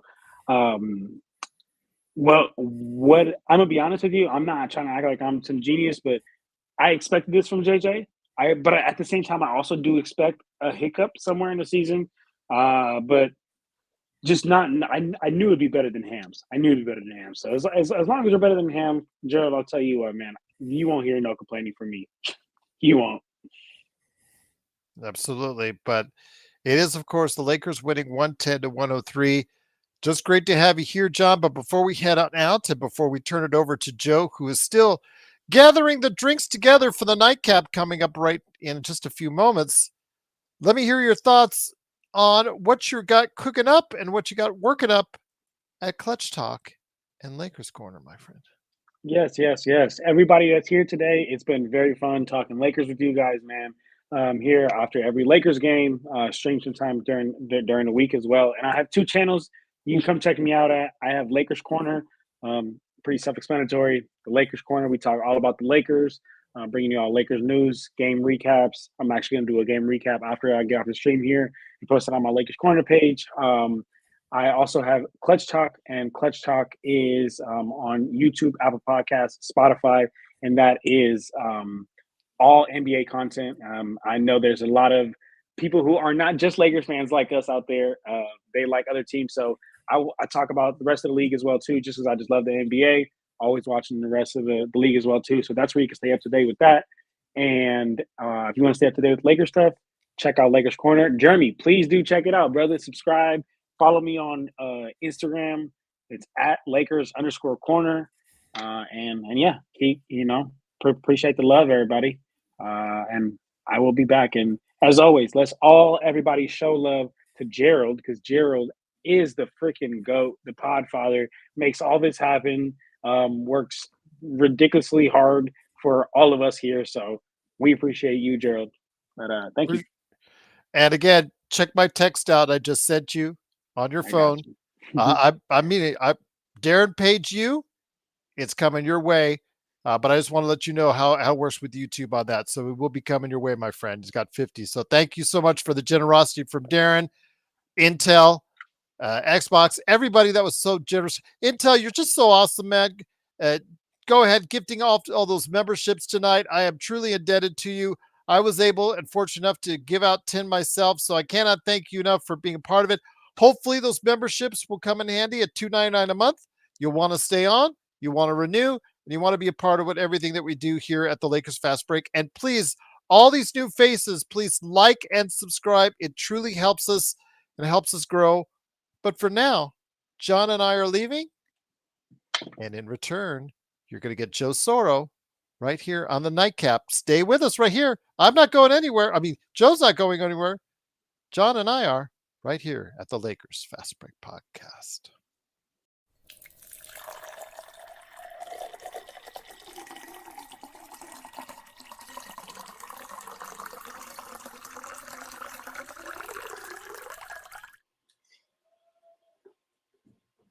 Welcome to the Lakers Nightcap with Joe Soro.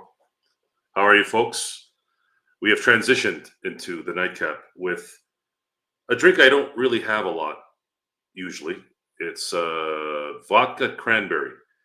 I used to think this was kind of a foofy drink in the past, but it actually tastes pretty good, especially the Tito's vodka. Cheers to everyone. Salud. So we are gonna kind of piggyback on what happened during tonight's game. I'm going to try to discuss some things that we may have not discussed on the post game on the Lakers Fast Break, and it's probably going to be more of what's yet to come, and kind of maybe giving some props to someone that you guys might not think I was going to give props to here. And I know I come off aggressive against LeBron James, but LeBron James is going to be playing in his 22nd season. And Bloodhound, I'm going to talk about Fernando here as soon as I'm done talking about LeBron. I don't want to forget the details on this one, but we will talk extensively about Fernando. And I wish you could have passed after the Dodgers winning the World Series, but we're not. We weren't able to. It wasn't able to work, and we knew he was sick. We didn't know what it was. I just found out a week ago that he had cancer, and it looked like it wasn't working. So, rest in peace, Fernando, a true Dodger legend. He was kind of the first Ohtani of the Dodger world in terms of the TV media and just the bonanza of it all. So, to his family and to Fernando, rest in peace, my friend. I hope God will. I hope St. Peter was there to greet you and let you into God's kingdom. It's a big loss for the Dodger family. But going back to the game, I can't help but say that this is a pretty amazing. It's pretty amazing the fact that you've got this guy who's playing 22 seasons here. It's about to play his 22nd season, and it still looks like he can play more. We were talking about this on playback on how, and Stone Hansen, the great Stone Hansen, was commenting, and Stone is very wrong in terms of assessments. He's a pretty knowledgeable guy. This is a guy that's watched hours and hours of tape that none of us would have the patience or the time to do. We're talking high school, we're talking international, we're talking college, NBA. He's watched countless and countless and countless minutes of basketball. He's very knowledgeable. And he made an assessment tonight that I agree with, in that if LeBron wants to play till he's 45, there's a very good chance he can do this, because I'm not seeing any slowdown. He has, and I say slowed down as in there's no slowdown in him being effective at this point. He won't be LeBron of 2016, but boy, if this team could somehow find a way, I don't know how, there's really nothing in the horizon that would say it would happen just because of the new collective bargaining agreement. But if there's some way where this team can get themselves back together here, where they can compete legitimately for a championship, this guy can be here for a while. And that's, props to him and his regiment, props to his ability to do what he keeps doing here year in, year out. Again, I know I'm hard on him, and I know I get very angry about his narcissism and his me type situation, but I can't argue against his skill on the court. And that's one thing that I've never really kind of deviated from, other than a few times where he wouldn't take the last shot. But even then, even those things he kind of solved last year, where he started taking the initiative and stopped passing to the guy that you shouldn't pass to. Just be the guy. You're LeBron James. You should go to the basket if you have to. I'd rather live with LeBron missing a basket than him passing it to someone like, I don't know, Max Christie and having to miss it.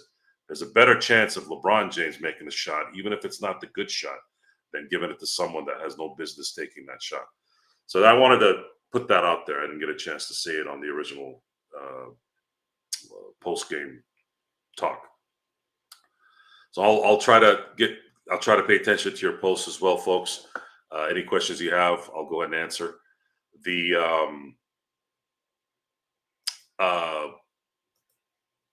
Ralph, how was that movie, by the way? Did it make you sick?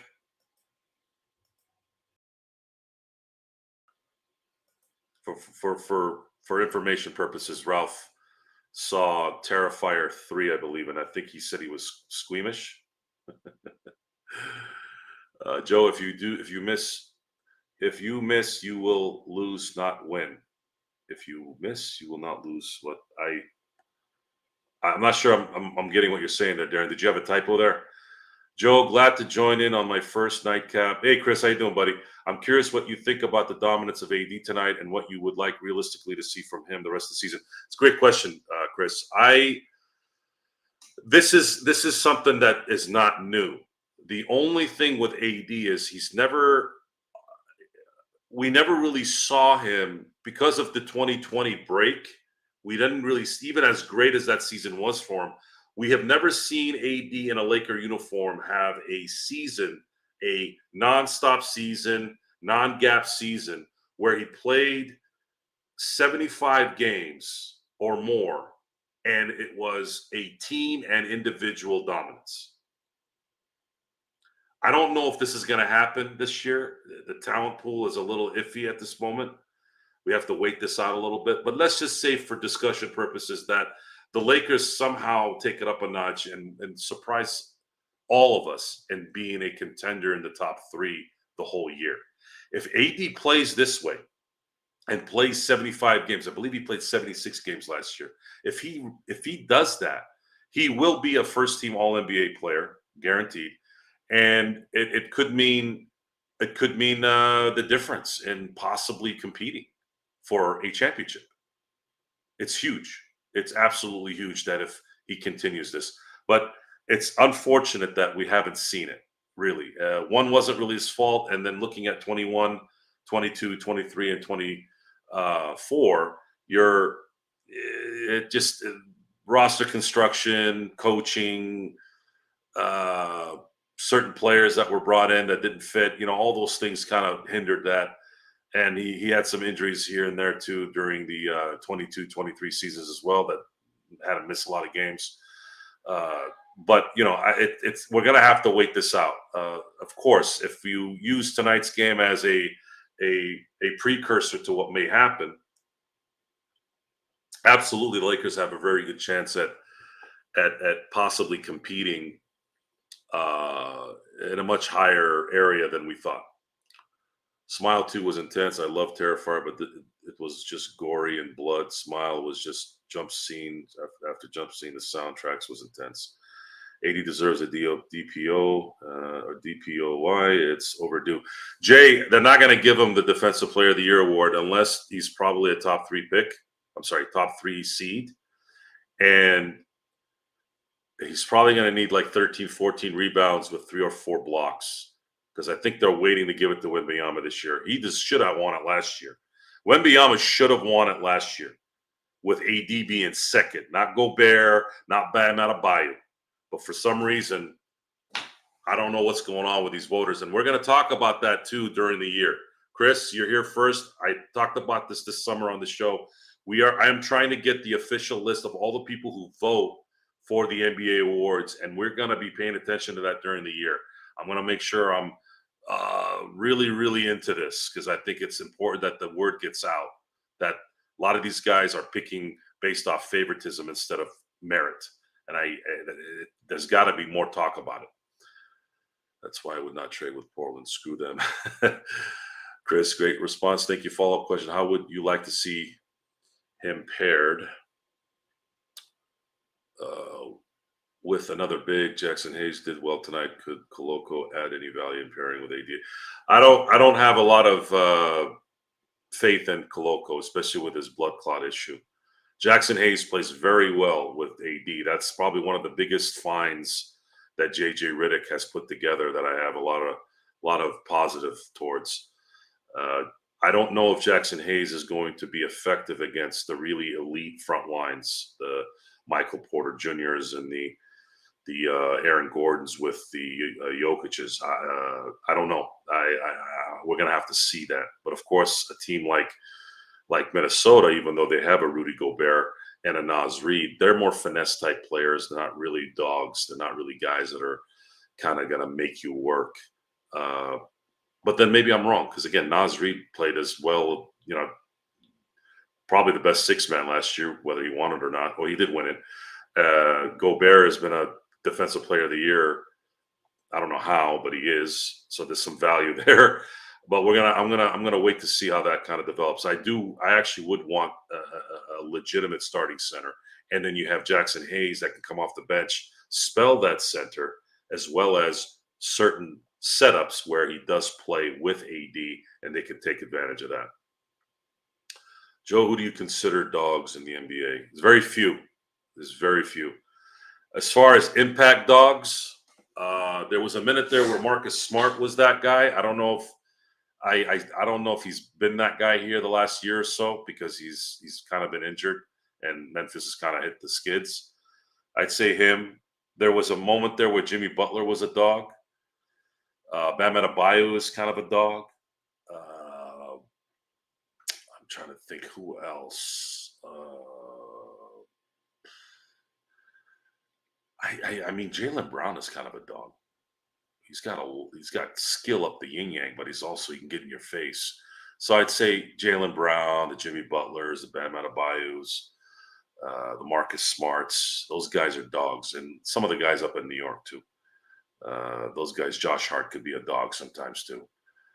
So that there's not a lot though. There used to be when it was kind of allowed to be a little bit more physical. Guys like Charles Oakley and Dennis Rodman and Bill Laimbeer and Rick Mahorn, things like that. Players like that. Let's see. Bronny could play center. The guy. That's funny, Markin. That's real funny.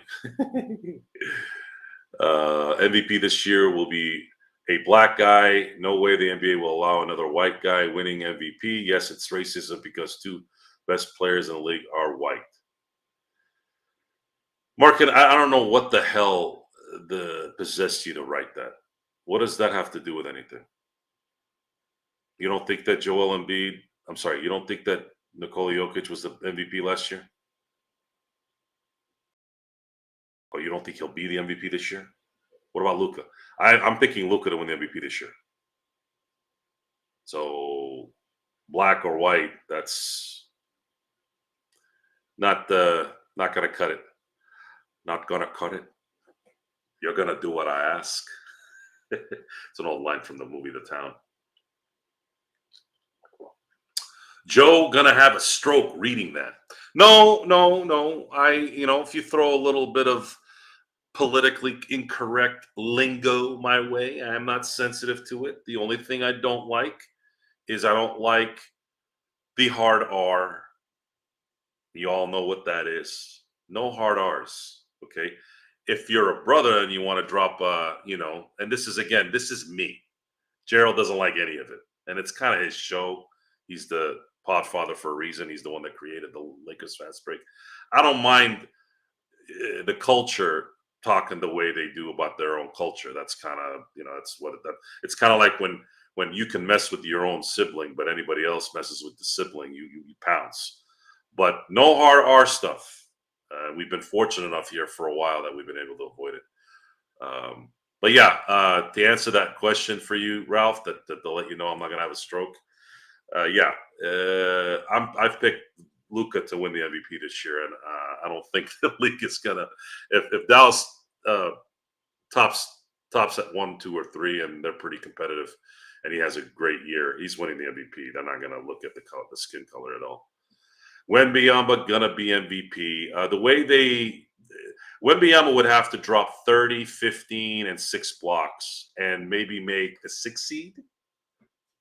He'd have to be so astronomically crazy statistical and bringing them from the abyss, bringing them from the Phoenix to get an MVP, kind of like how Russell Westbrook won the MVP in 17. He'd have to do something just Otani-like stats to win the MVP. But I think it's all but wrapped up that he's going to win. If he stays healthy, he's going to win the Defensive Player of the Year. What's up, Dante? How you doing, buddy? Okay, so Robert, Joe, what is your confidence level on a scale from 1 to 10 that the Lakers win their next 2 home games against the Suns and the Kings to start 3-0 after watching the season opener? If I had to take a prediction on this, I'm going to say they're going to lose to Phoenix and beat Sacramento. It could go the other way, but I think they're going to go at the very least 2-2 the next 3 games, or go 2-2.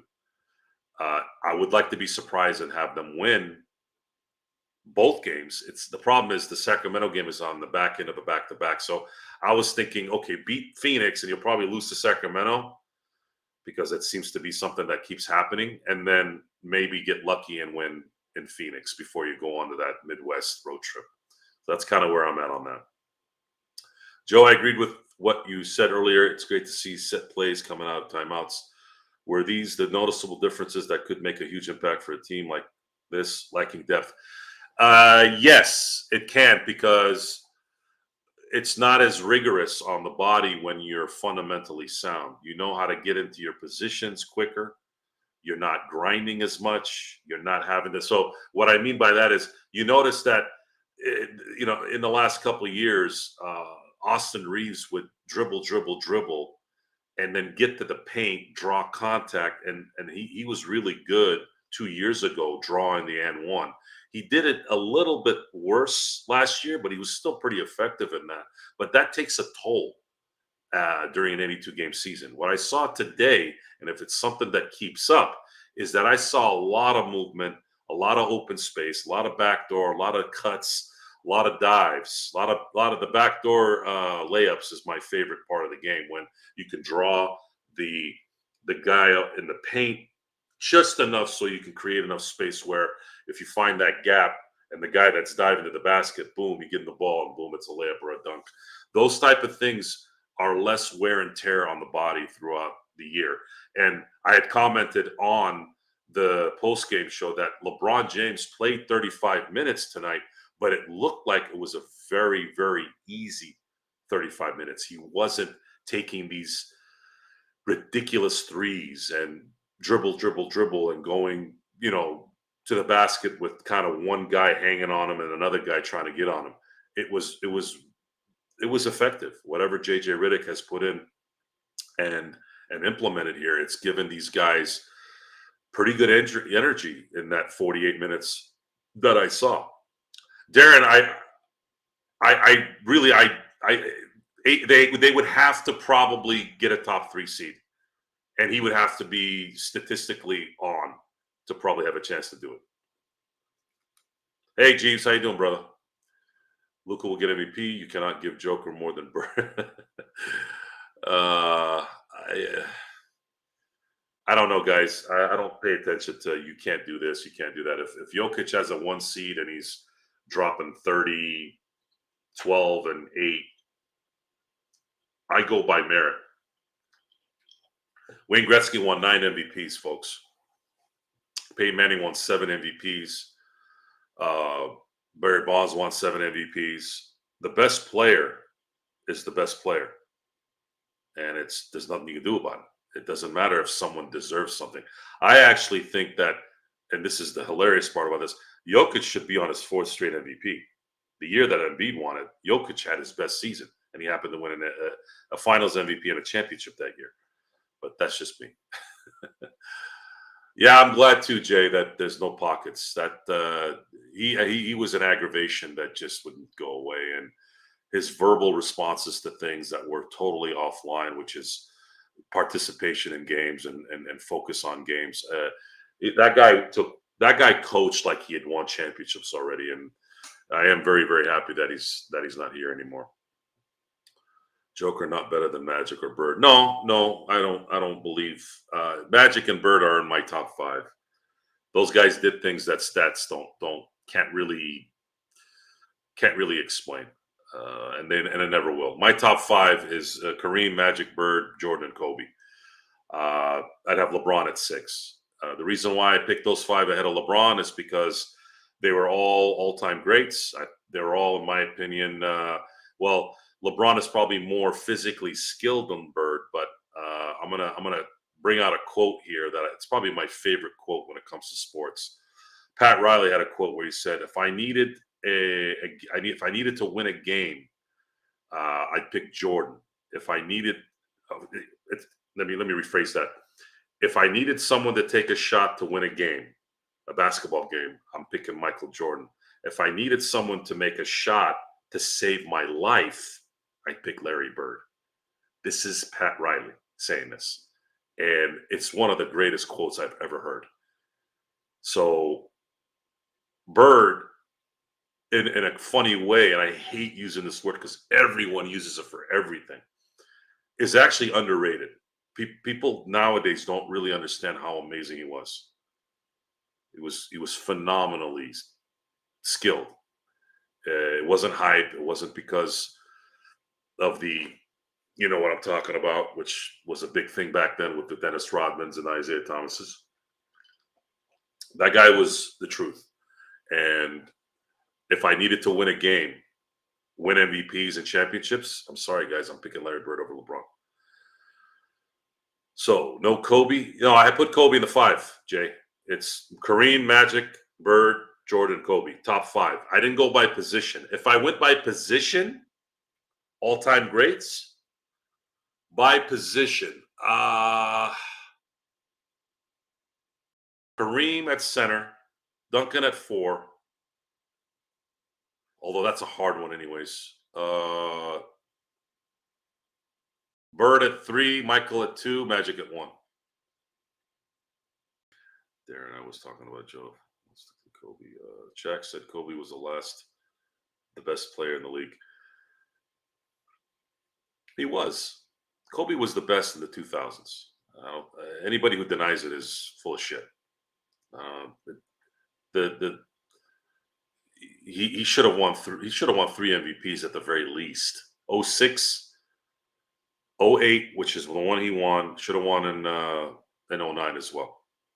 Matter of fact, I think he should have won in 2010 because he had 4 buzzer beaters that year and 3 last-second shots to win games, and that was the difference in a 1st seed or an 8th seed. So if that doesn't tell you an MVP, and they were the 1st seed that year, like they've made up so much BS in that time, so much BS. Kobe should have been MVP in 06, 08, 09, and 10. He should have won 4 actually, but for sure 3. The fact that he retired with 1 is an absolute just travesty of awards. Shaq too. Really? 1 MVP for Shaq? Shaq should have won MVP in 0, 01, and 02. I know Allen had a great season in 01. I know that Duncan had a great season in 02. But Shaq was the best player in the league between 2000 and 2002. He should have won 3 straight MVPs, league MVPs. That whole decade should have been Shaq and Kobe. And that's it. There's no other way around it. You'll never convince me because I was there. I watched it. There was no bigger MVPs than Shaq and Kobe during that year other than Tim Duncan. Steve won 1, Dirk won 1. Obviously, LeBron won 1 in 09. And then, of course, KG won 1 in 04. But Shaq and Kobe owned the 2000s, and the results are there. Just go watch. If you don't want to watch, then that's on you. Jordan has the most all-time buzzer beaters won by, Jordan has 9, Kobe has 8. You know who has 8 too, by the way? Joe Johnson. Salute to Joe Johnson.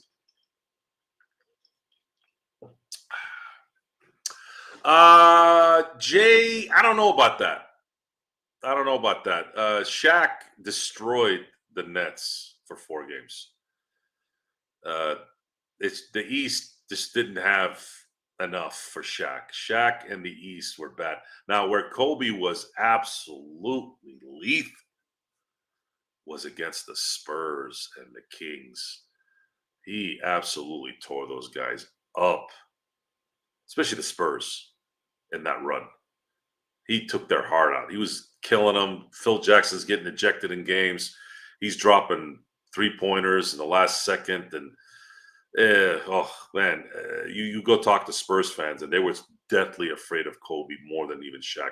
Because they kind of, I wouldn't say they neutralized Shaq. They definitely didn't neutralize him in 01.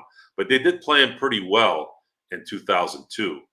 And Kobe just did what he did, and it is what it is. Kobe was a problem. And the Spurs know this better than anybody. And Kobe did it with Shaq, without Shaq. Go look at the 2008 series against the Spurs. The Spurs were leading in 2 of those games that they lost by 20. And Kobe managed to come back and tear their hearts out in 2 of those games. They ended up winning the series in 5. And Bruce Bowen was a damn good defender, too. I know Kobe said that Tony Allen was probably the toughest guy he ever played, and I'm not going to deny it. But from where I was sitting, I thought that Bruce Bowen was probably the best guy that's covered Kobe in my interpretation during those times. He was lanky, he was focused, he had the athleticism, he had it, and that'd be a guy that I would say was probably the one that I saw that I thought Kobe had to work a little bit harder to get to.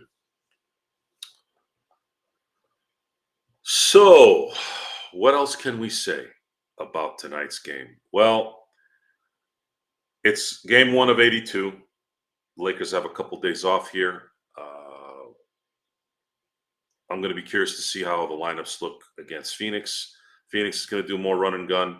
We got a little bit of a taste from Phoenix during the preseason, and they were running and gunning. And the Lakers were probably kind of staying with them for a minute until they decided to put the scrubs in, and then at that point it went the other way. But I would say if the Lakers go into this Phoenix game next and conduct themselves the way they conducted themselves tonight in terms of establishing dominance right out of the gate, getting into a 8 to 12 point lead throughout the second and third quarters, now you're going to start noticing a trend. And now we're going to start thinking about, well, okay, what is going on here that wasn't going on before? Was it really coaching? Because this doesn't happen, guys, when your talent doesn't match. Coaching is not usually going to solve the problem all the time. There is a difference that's done, but it's usually temporary.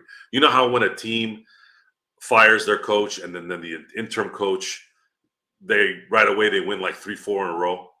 This is kind of like what this is. So we have to wait this out. What happens when things lax? What happens when things get bad? How is JJ Redick going to communicate to the team? What's going to happen in terms of the reaction when JJ gets on some of these players? Are they going to go into a shell? Are they going to take accountability?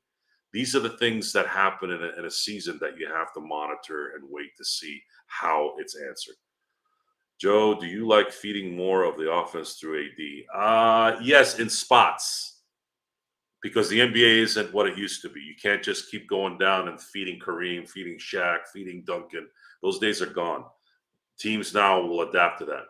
They'll play zone. They'll have a second guy kind of hovering around there. You got to be able to be flexible in certain spots, certain matchups. Absolutely. But you saw today that AD is only as good as his 5 to 6 foot range of his shots going in. When it's not going in, it's a lost opportunity because he's so close to the basket. But once he started making them towards the fourth quarter, you saw the game separate again, and then you didn't really see any threat, even when there was plenty of time left. Joe, out of 10, how'd you rate JJ tonight? I mean, as close to 10 as possible, like 9.5, 9. It was it could not have gone better for a first game. So 9, 9.5. Nothing's ever perfect. I mean, if we're not being crazy with it, it was a 10. He coached well. I didn't see any issues that were prolonged issues. If Finch, who's the coach for the Timberwolves, when he adjusted to what the Lakers were doing, it didn't take long for JJ to readjust from that. And this wasn't during halftime. This was during the third quarter, going into the fourth, on the fly, something that we never hardly ever saw. And then every time we'd come back from halftime in the last couple of years, it seemed like the Lakers came out sluggish. So I don't really know what he did to keep him from being sluggish and why it was sluggish before. I'd have to be in the locker room to really know. I guess common sense says that he wasn't really coaching Darvin Ham, and JJ Redick was. So that's kind of where I go with that. Nate McMillan and Scotty Brooks being the assistants. You guys all know, who've been watching the show for a while, you guys know how I feel about assistants. I'm not really high on them. To say that they make a difference, okay, sure, if you want to believe that. I don't necessarily give too much credence to the assistant coaches. I think they're there to assist, and that's making sure players are coming in on time, making sure, there's maybe some dialogue that they want to, go with certain players, setting up, certain skill sets, certain skill activities with the players, things like that. Again, assist. And if you need confirmation on my assessment on that, well, Phil Handy, for the longest time, was supposed to be one of the best assistant coaches out there, yet the Lakers let him go. So if he's one of the best, why did the Lakers let him go? If he was liked so much, why did they let him go? Well, folks, it's an assistant coach. Assistant coaches don't really make that much of an impact. I think the only one in my time that made a huge impact was Tom Thibodeau in that 1-year fluke championship that the Celtics had in 08. That's it. And other than that, head coach matters. That's really that's the main boss in basketball, not only on the court, but also on the sidelines. Those are the two guys that have to be 100%. And if they aren't, there's no assistant coach on the planet that can save any of it. So let's see here. What was your question? Where are we? Loving the nightcap, boys. My girls rocked up. Well, look who decided the show. Did you have your little snack? I'm not here. Yes, I did. Yes, Good. I did. Good. Yeah, we've been discussing a few things. I've been watching. Don't worry. Good. They've got this brand new invention called the mobile phone, so I can actually check out what you're hearing. I might get one soon. Yes, there you go. But good win for the Lakers, and like you said, let's see if they can follow it up against the Suns on Friday. Who was Ham's assistants? I don't even remember other than Phil Handy.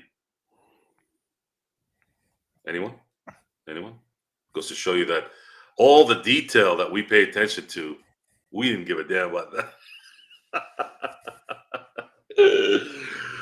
But again, you're listening to the Joe Soro Nightcap on the Lakers Fast Break with Gerald now. And the crowd tonight has been fantastic.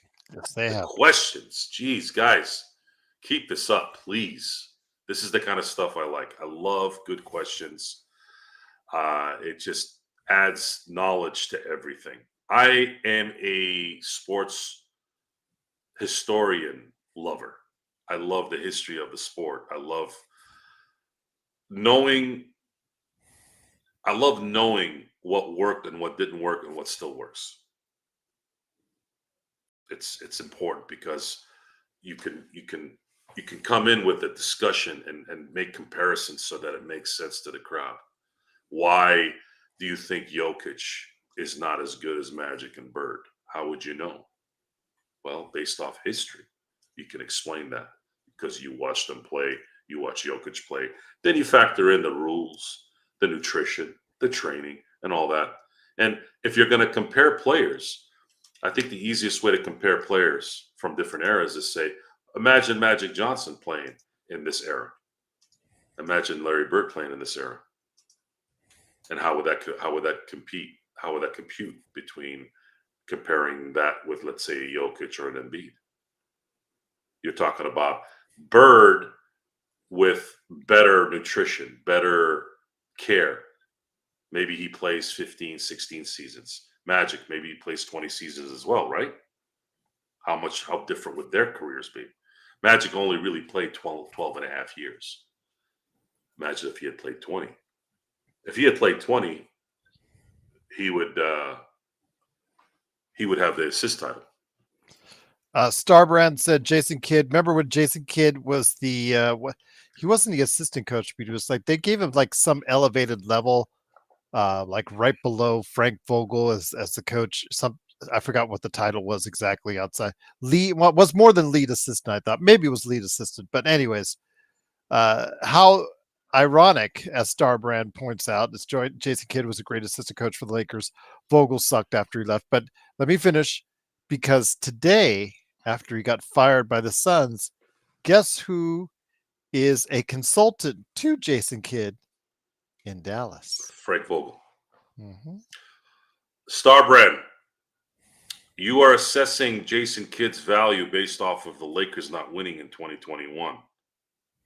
Vogel did not suck in 2021. Vogel had the number one defense for an entire season, and AD missed, half the season? And when he came back healthy, the 7th seed Lakers were threatening to bounce in dominant fashion too, not just winning little games here and there. They beat him good the last 2 games. They went up 2-1, and everyone was like, Phoenix is done, until AD got hurt. Well, just Frank the fact Vogel, that. Well, I was just going to say, it's obvious now that they worked well together, Joe. If all these years later they're working, they did work well together. But Frank Vogel, without Jason Kidd in 2021, if AD does not get hurt, I can't ever prove this, but it was looking like the Lakers were going to go back to back. And I was laughing I think you might have told me this. I was laughing when people told me Milwaukee would have been a problem in the finals. I think the Lakers would have dusted Milwaukee in 6 easy. No, I didn't say that. I'm one of those who believed when AD went down in that game and they still had the series lead, that I thought, it was their path. They had a clear path. Ralph D says, Gerald to Joe, what are you guys going to be for Halloween? Ralph D was thinking he's going to be Joe Soro. That's a scary outfit, man. Good luck. Well, if I was going to a party or something, I would probably go with just as myself, but have one of those alien face huggers for a mask. I bet. Yeah. I bet. Magic versus Jokic. The big difference is expectation and competition. Magic played center in 1980 and won Finals MVP, stepping. God, who are these new guys, man? They had some great comments. Chris Vivanco also has a great from an injured Kareem is serious business. Jokic couldn't step in for Jamal. See, is it how do you say his name? I think it's Thameless. Yes. Thameless.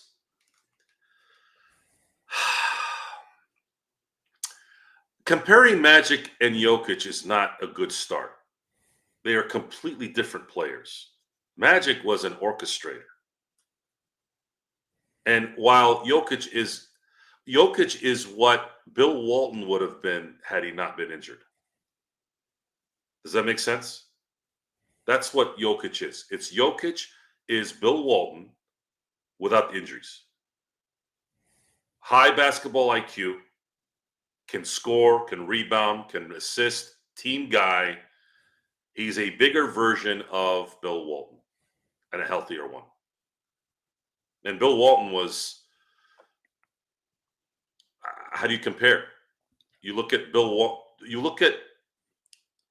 Walton had 3 seasons where he was,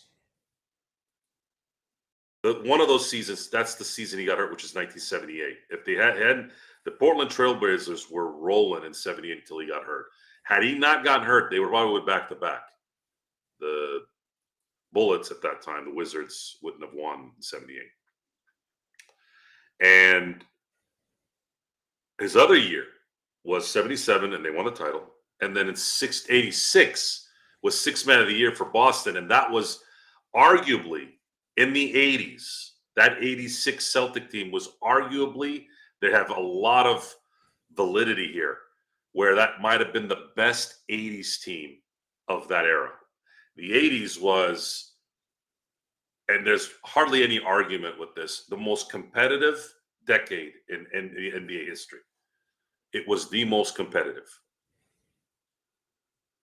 And you have a team that you could put there as the number one team out of the 83, 89 teams that decade. You could argue that 86 Celtic team was number one out of those 10 teams. And Bill Walton had a huge part in that. So Jokic, to me, is a modern day Bill Walton, just bigger in terms of all of his skill sets. And then you have Magic Johnson. How do you compare the two? So if you put the strongest team, let's say the 2023 Denver Nuggets, their strongest team ever, would you agree? They won the championship that year, right? I didn't think they were better in 2024. Sometimes that happens. You have a better team the following year, but you just happen to not make it. But that's not the way it went. The Nuggets struggled a little bit this last year. 2023 was their best season. And then put it with Magic Johnson's best season in 1987. He won his first MVP in 1987 and was an absolute just juggernaut, winning finals MVPs and hook shots in the finals in the last second. Like it was a complete year for everything.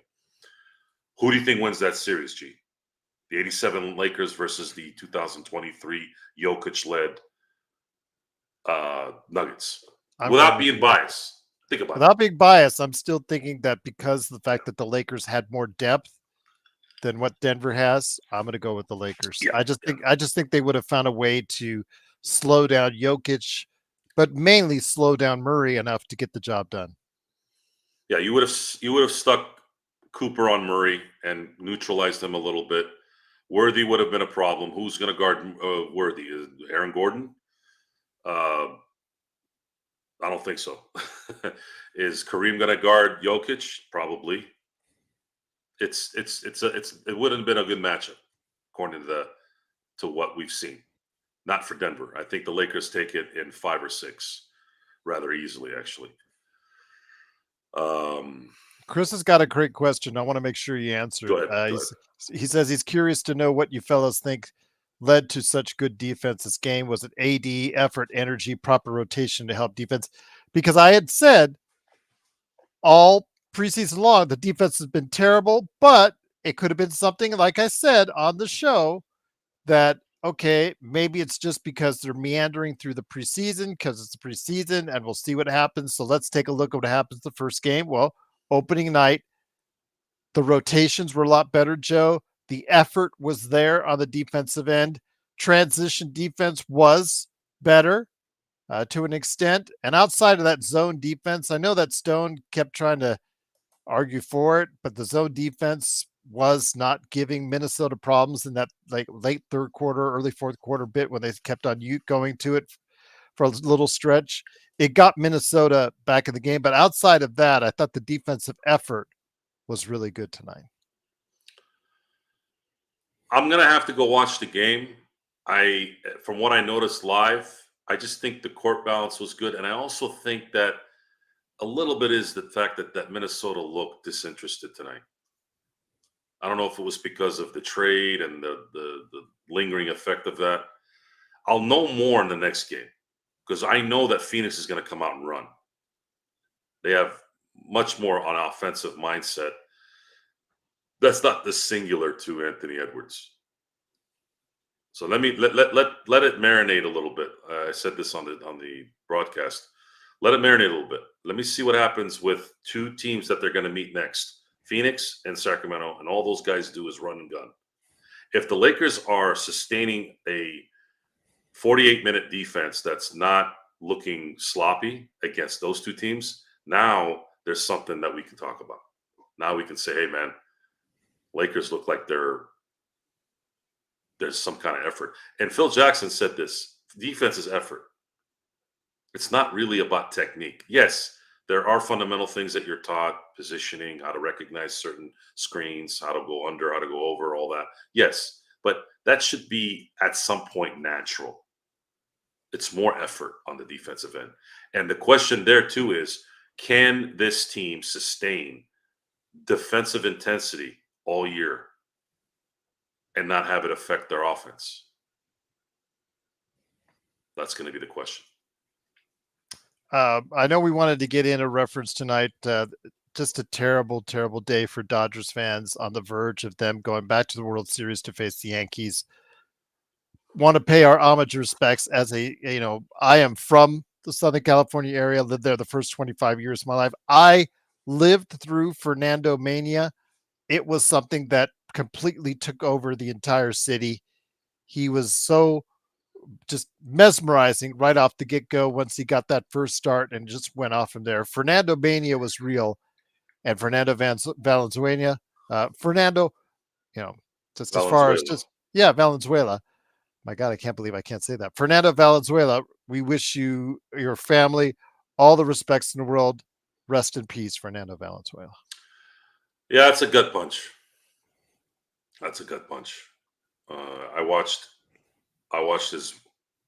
the same day him and Dave Stewart threw a no-hitter. Mm-hmm. And Dave Stewart was a big part of my baseball beginning.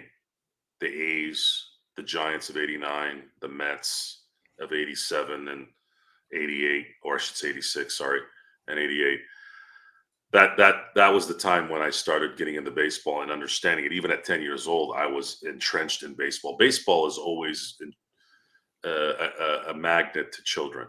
It's the easy game to pay attention to when you're a child. It's a stick. It's imitating Eric Davis or Darryl Strawberry or Will Clark's stance. Like it was a staple of my upbringing and all my friends playing sports. Fernando was the Dodger. He was Clayton Kershaw of that time.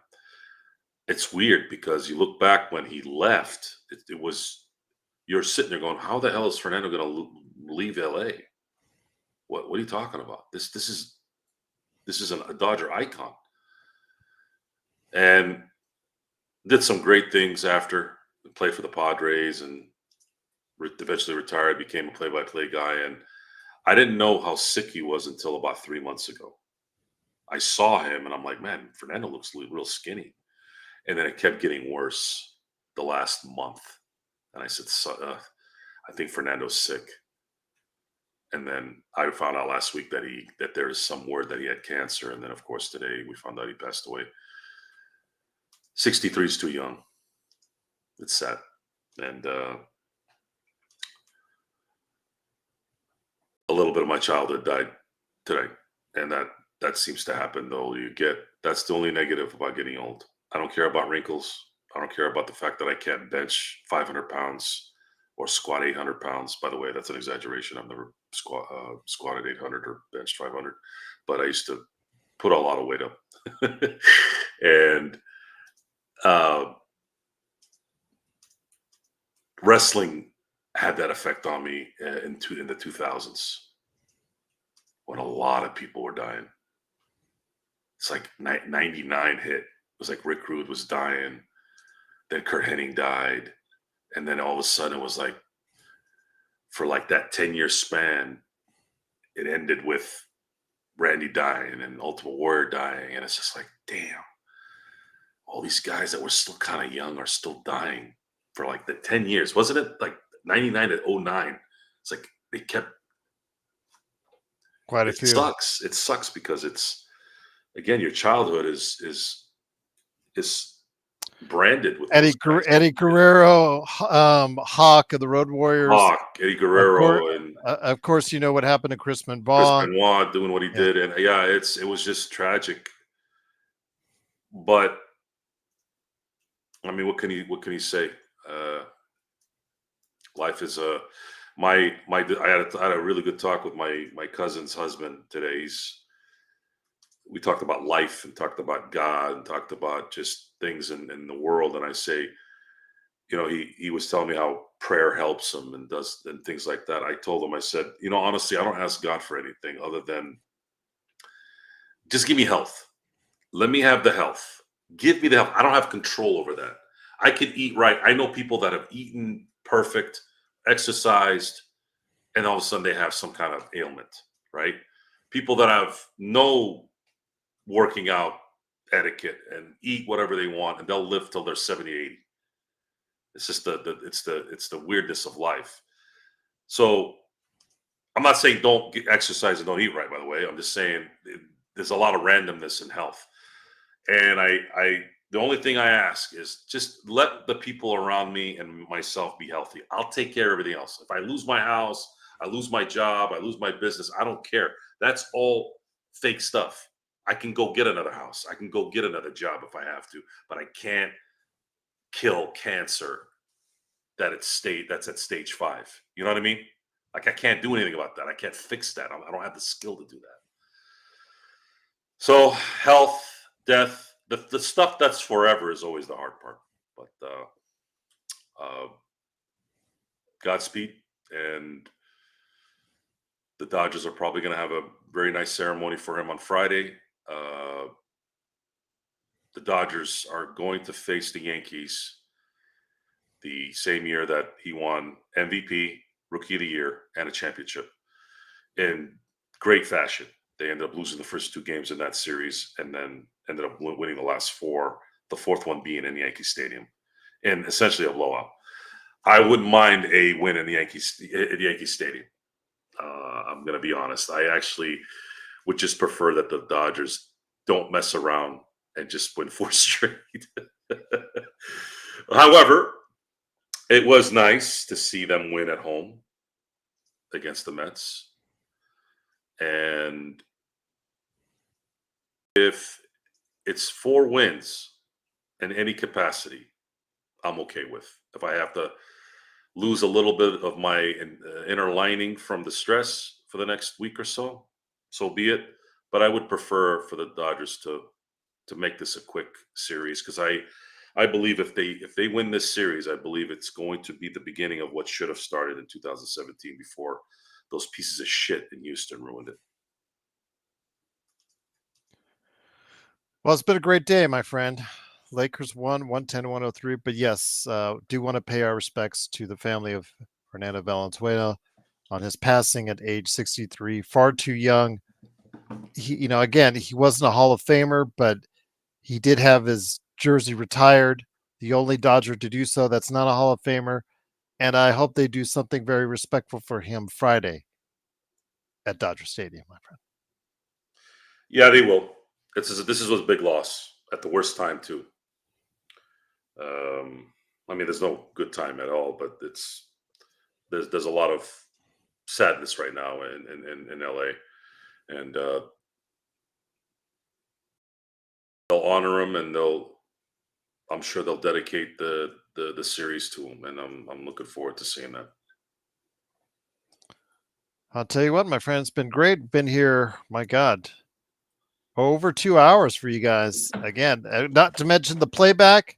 Ralph's put a question in there. Puts it, Joe, which sport has evolved more? I think he was asking for NFL or NBA before we head on out. Both. Everything's changed. The NBA doesn't play the half-court game as much anymore. Everything is run, 3-3-3. The NFL has all but abolished the running back. I know that Derrick Henry right now is bringing it back a little bit, and he has been trying in his days in Tennessee. There might be an opening this year. I have predicted that there might be a chance. It might be that year of an opening where a team with a B quarterback wins the Super Bowl.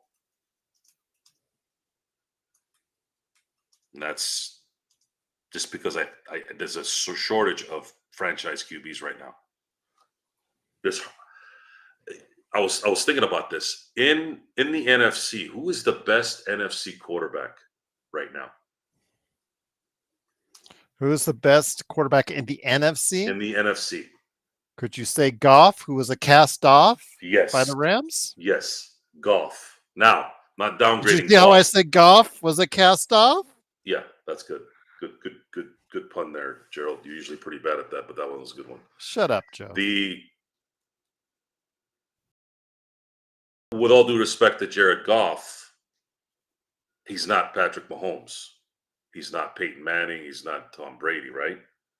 Mhm. So there's a good game that you can have against a Detroit Lions golf run team and have a chance at winning. If an AFC team, let's say you look at Josh Allen, you look at obviously Mahomes is number one. Lamar Jackson is a great regular season quarterback, but he's not good in the playoffs. So it's really and then Josh Allen, I think gets a lot of negativity that he doesn't deserve. It's just I think he's probably the top 3 quarterback in the NFL, top 4 for sure. But you're not afraid of Josh. Yeah, I'm not afraid of Lamar. I'm not afraid of Jared Goff. I'm afraid of Mahomes. Not only do you worry about his skill set, but it seems like the NFL doesn't call holding calls against the defense when he plays in those big games too. I've been noticing some of the tapes, and I know it might be like that in all the other things, but the Super Bowl was pretty blatant on how much they were holding Nick Bosa in that series, in that game. That those holds would have cost Kansas City probably the game. They were bad misses that they didn't throw a flag at. I thought Burrow would be the guy right now that would probably be sitting second, but I think injuries and the fact that he plays in Cincinnati, injuries have been the main culprit. But Cincinnati has this assness about them because they have a schleprock for an owner and Mike Brown. There's always something lingering there. It's just like it is in Arizona, or it was before Campbell came to Detroit. The Ford family, the McCaskies in Chicago, the Bidwells in Arizona, they've always had these just corporate-like douchebag kind of aura about their organizations. Mike Brown is also one bad one too, just an absolute asshat. So that's why I was saying, I remember when they played the Super Bowl against the Rams, I said, man, the Bengals better win this Super Bowl because as good as Joe Burrow is and as good as Jamar Chase is, I wouldn't trust Mike Brown as far as I could throw his entire family. He is a douchebag, and he'll probably find a way to ruin things. And in a lot of ways, he has. I mean, the fact that they didn't pay Jamar Chase, he's got to wait. Yes, I know there's 2 years left on the contract. Yes, I know that you don't negotiate on 2 years. I know the Steelers do that with the quarterback versus everyone else. But the problem is in the NFL, especially with what's been going on right now, and that other asshat that runs the league, he wants to put more games in, and guys aren't even making that out of 7 weeks. So when you're a receiver and you're getting hit the way you're getting hit, and you're getting all that activity because you've turned this into an arena football league where everything's a pass half the time, well, you're going to be more susceptible to injuries. So they want to get paid in case something happens, like Brandon Ayuk getting injured this last Sunday. And Yeah, don't remind me of that. so I'm just saying. But these old hats, they want to have that power. And I'm all about fundamentals. I'm all about old school to certain things. But there are exceptions to certain things. And are you going to risk having a competitive team because you are a stubborn asshole? And I commend Jamar Chase for still competing and playing as well as he has. He's looking like an all-pro. So yeah, Ralph, they've all changed. They all changed. Baseball, I'd say probably changed the most. You can't send out a pitcher anymore like you used to.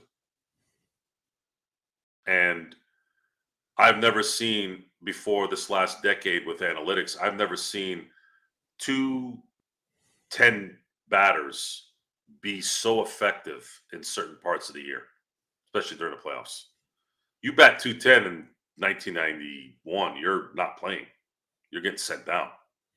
Now you have probably 5 out of the 9 batters that are batting 220, 230, and you're still scared of them hitting.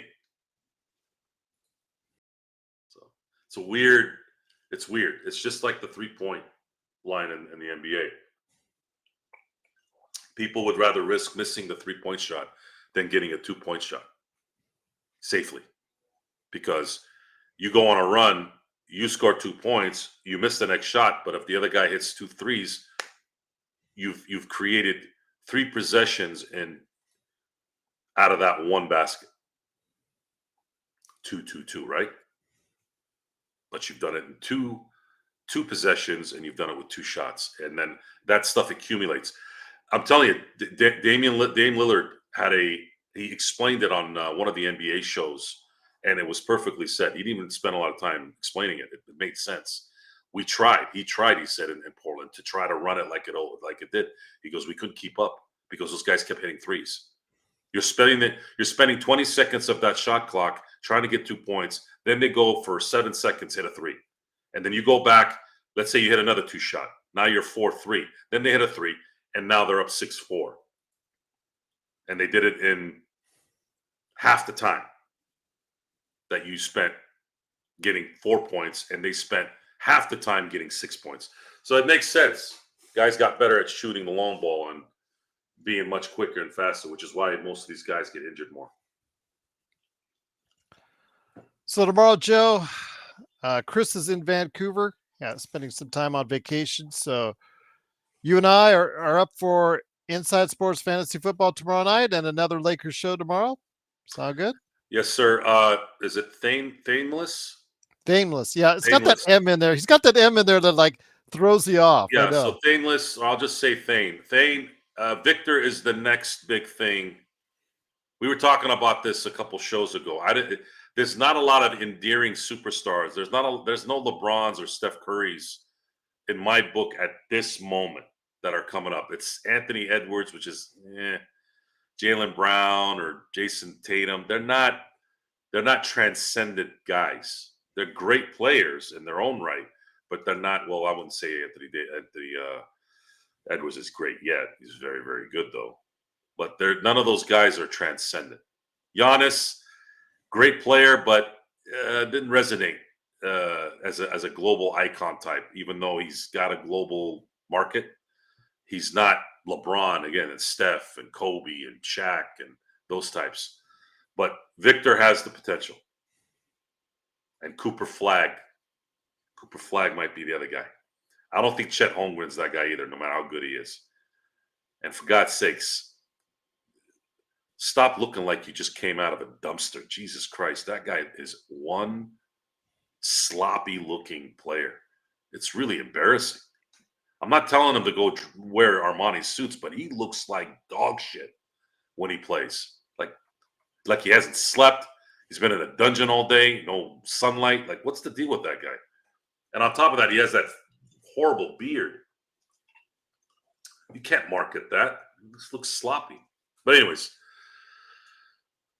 that's it for the nightcap. As you can see, I'm starting to run out here. Thank you all for just Kurt, great job modding. Search, you're out there. Great job as well. Intel, Darren, your kindness tonight, I greatly appreciated. Job. I mean, they rocked it tonight, man.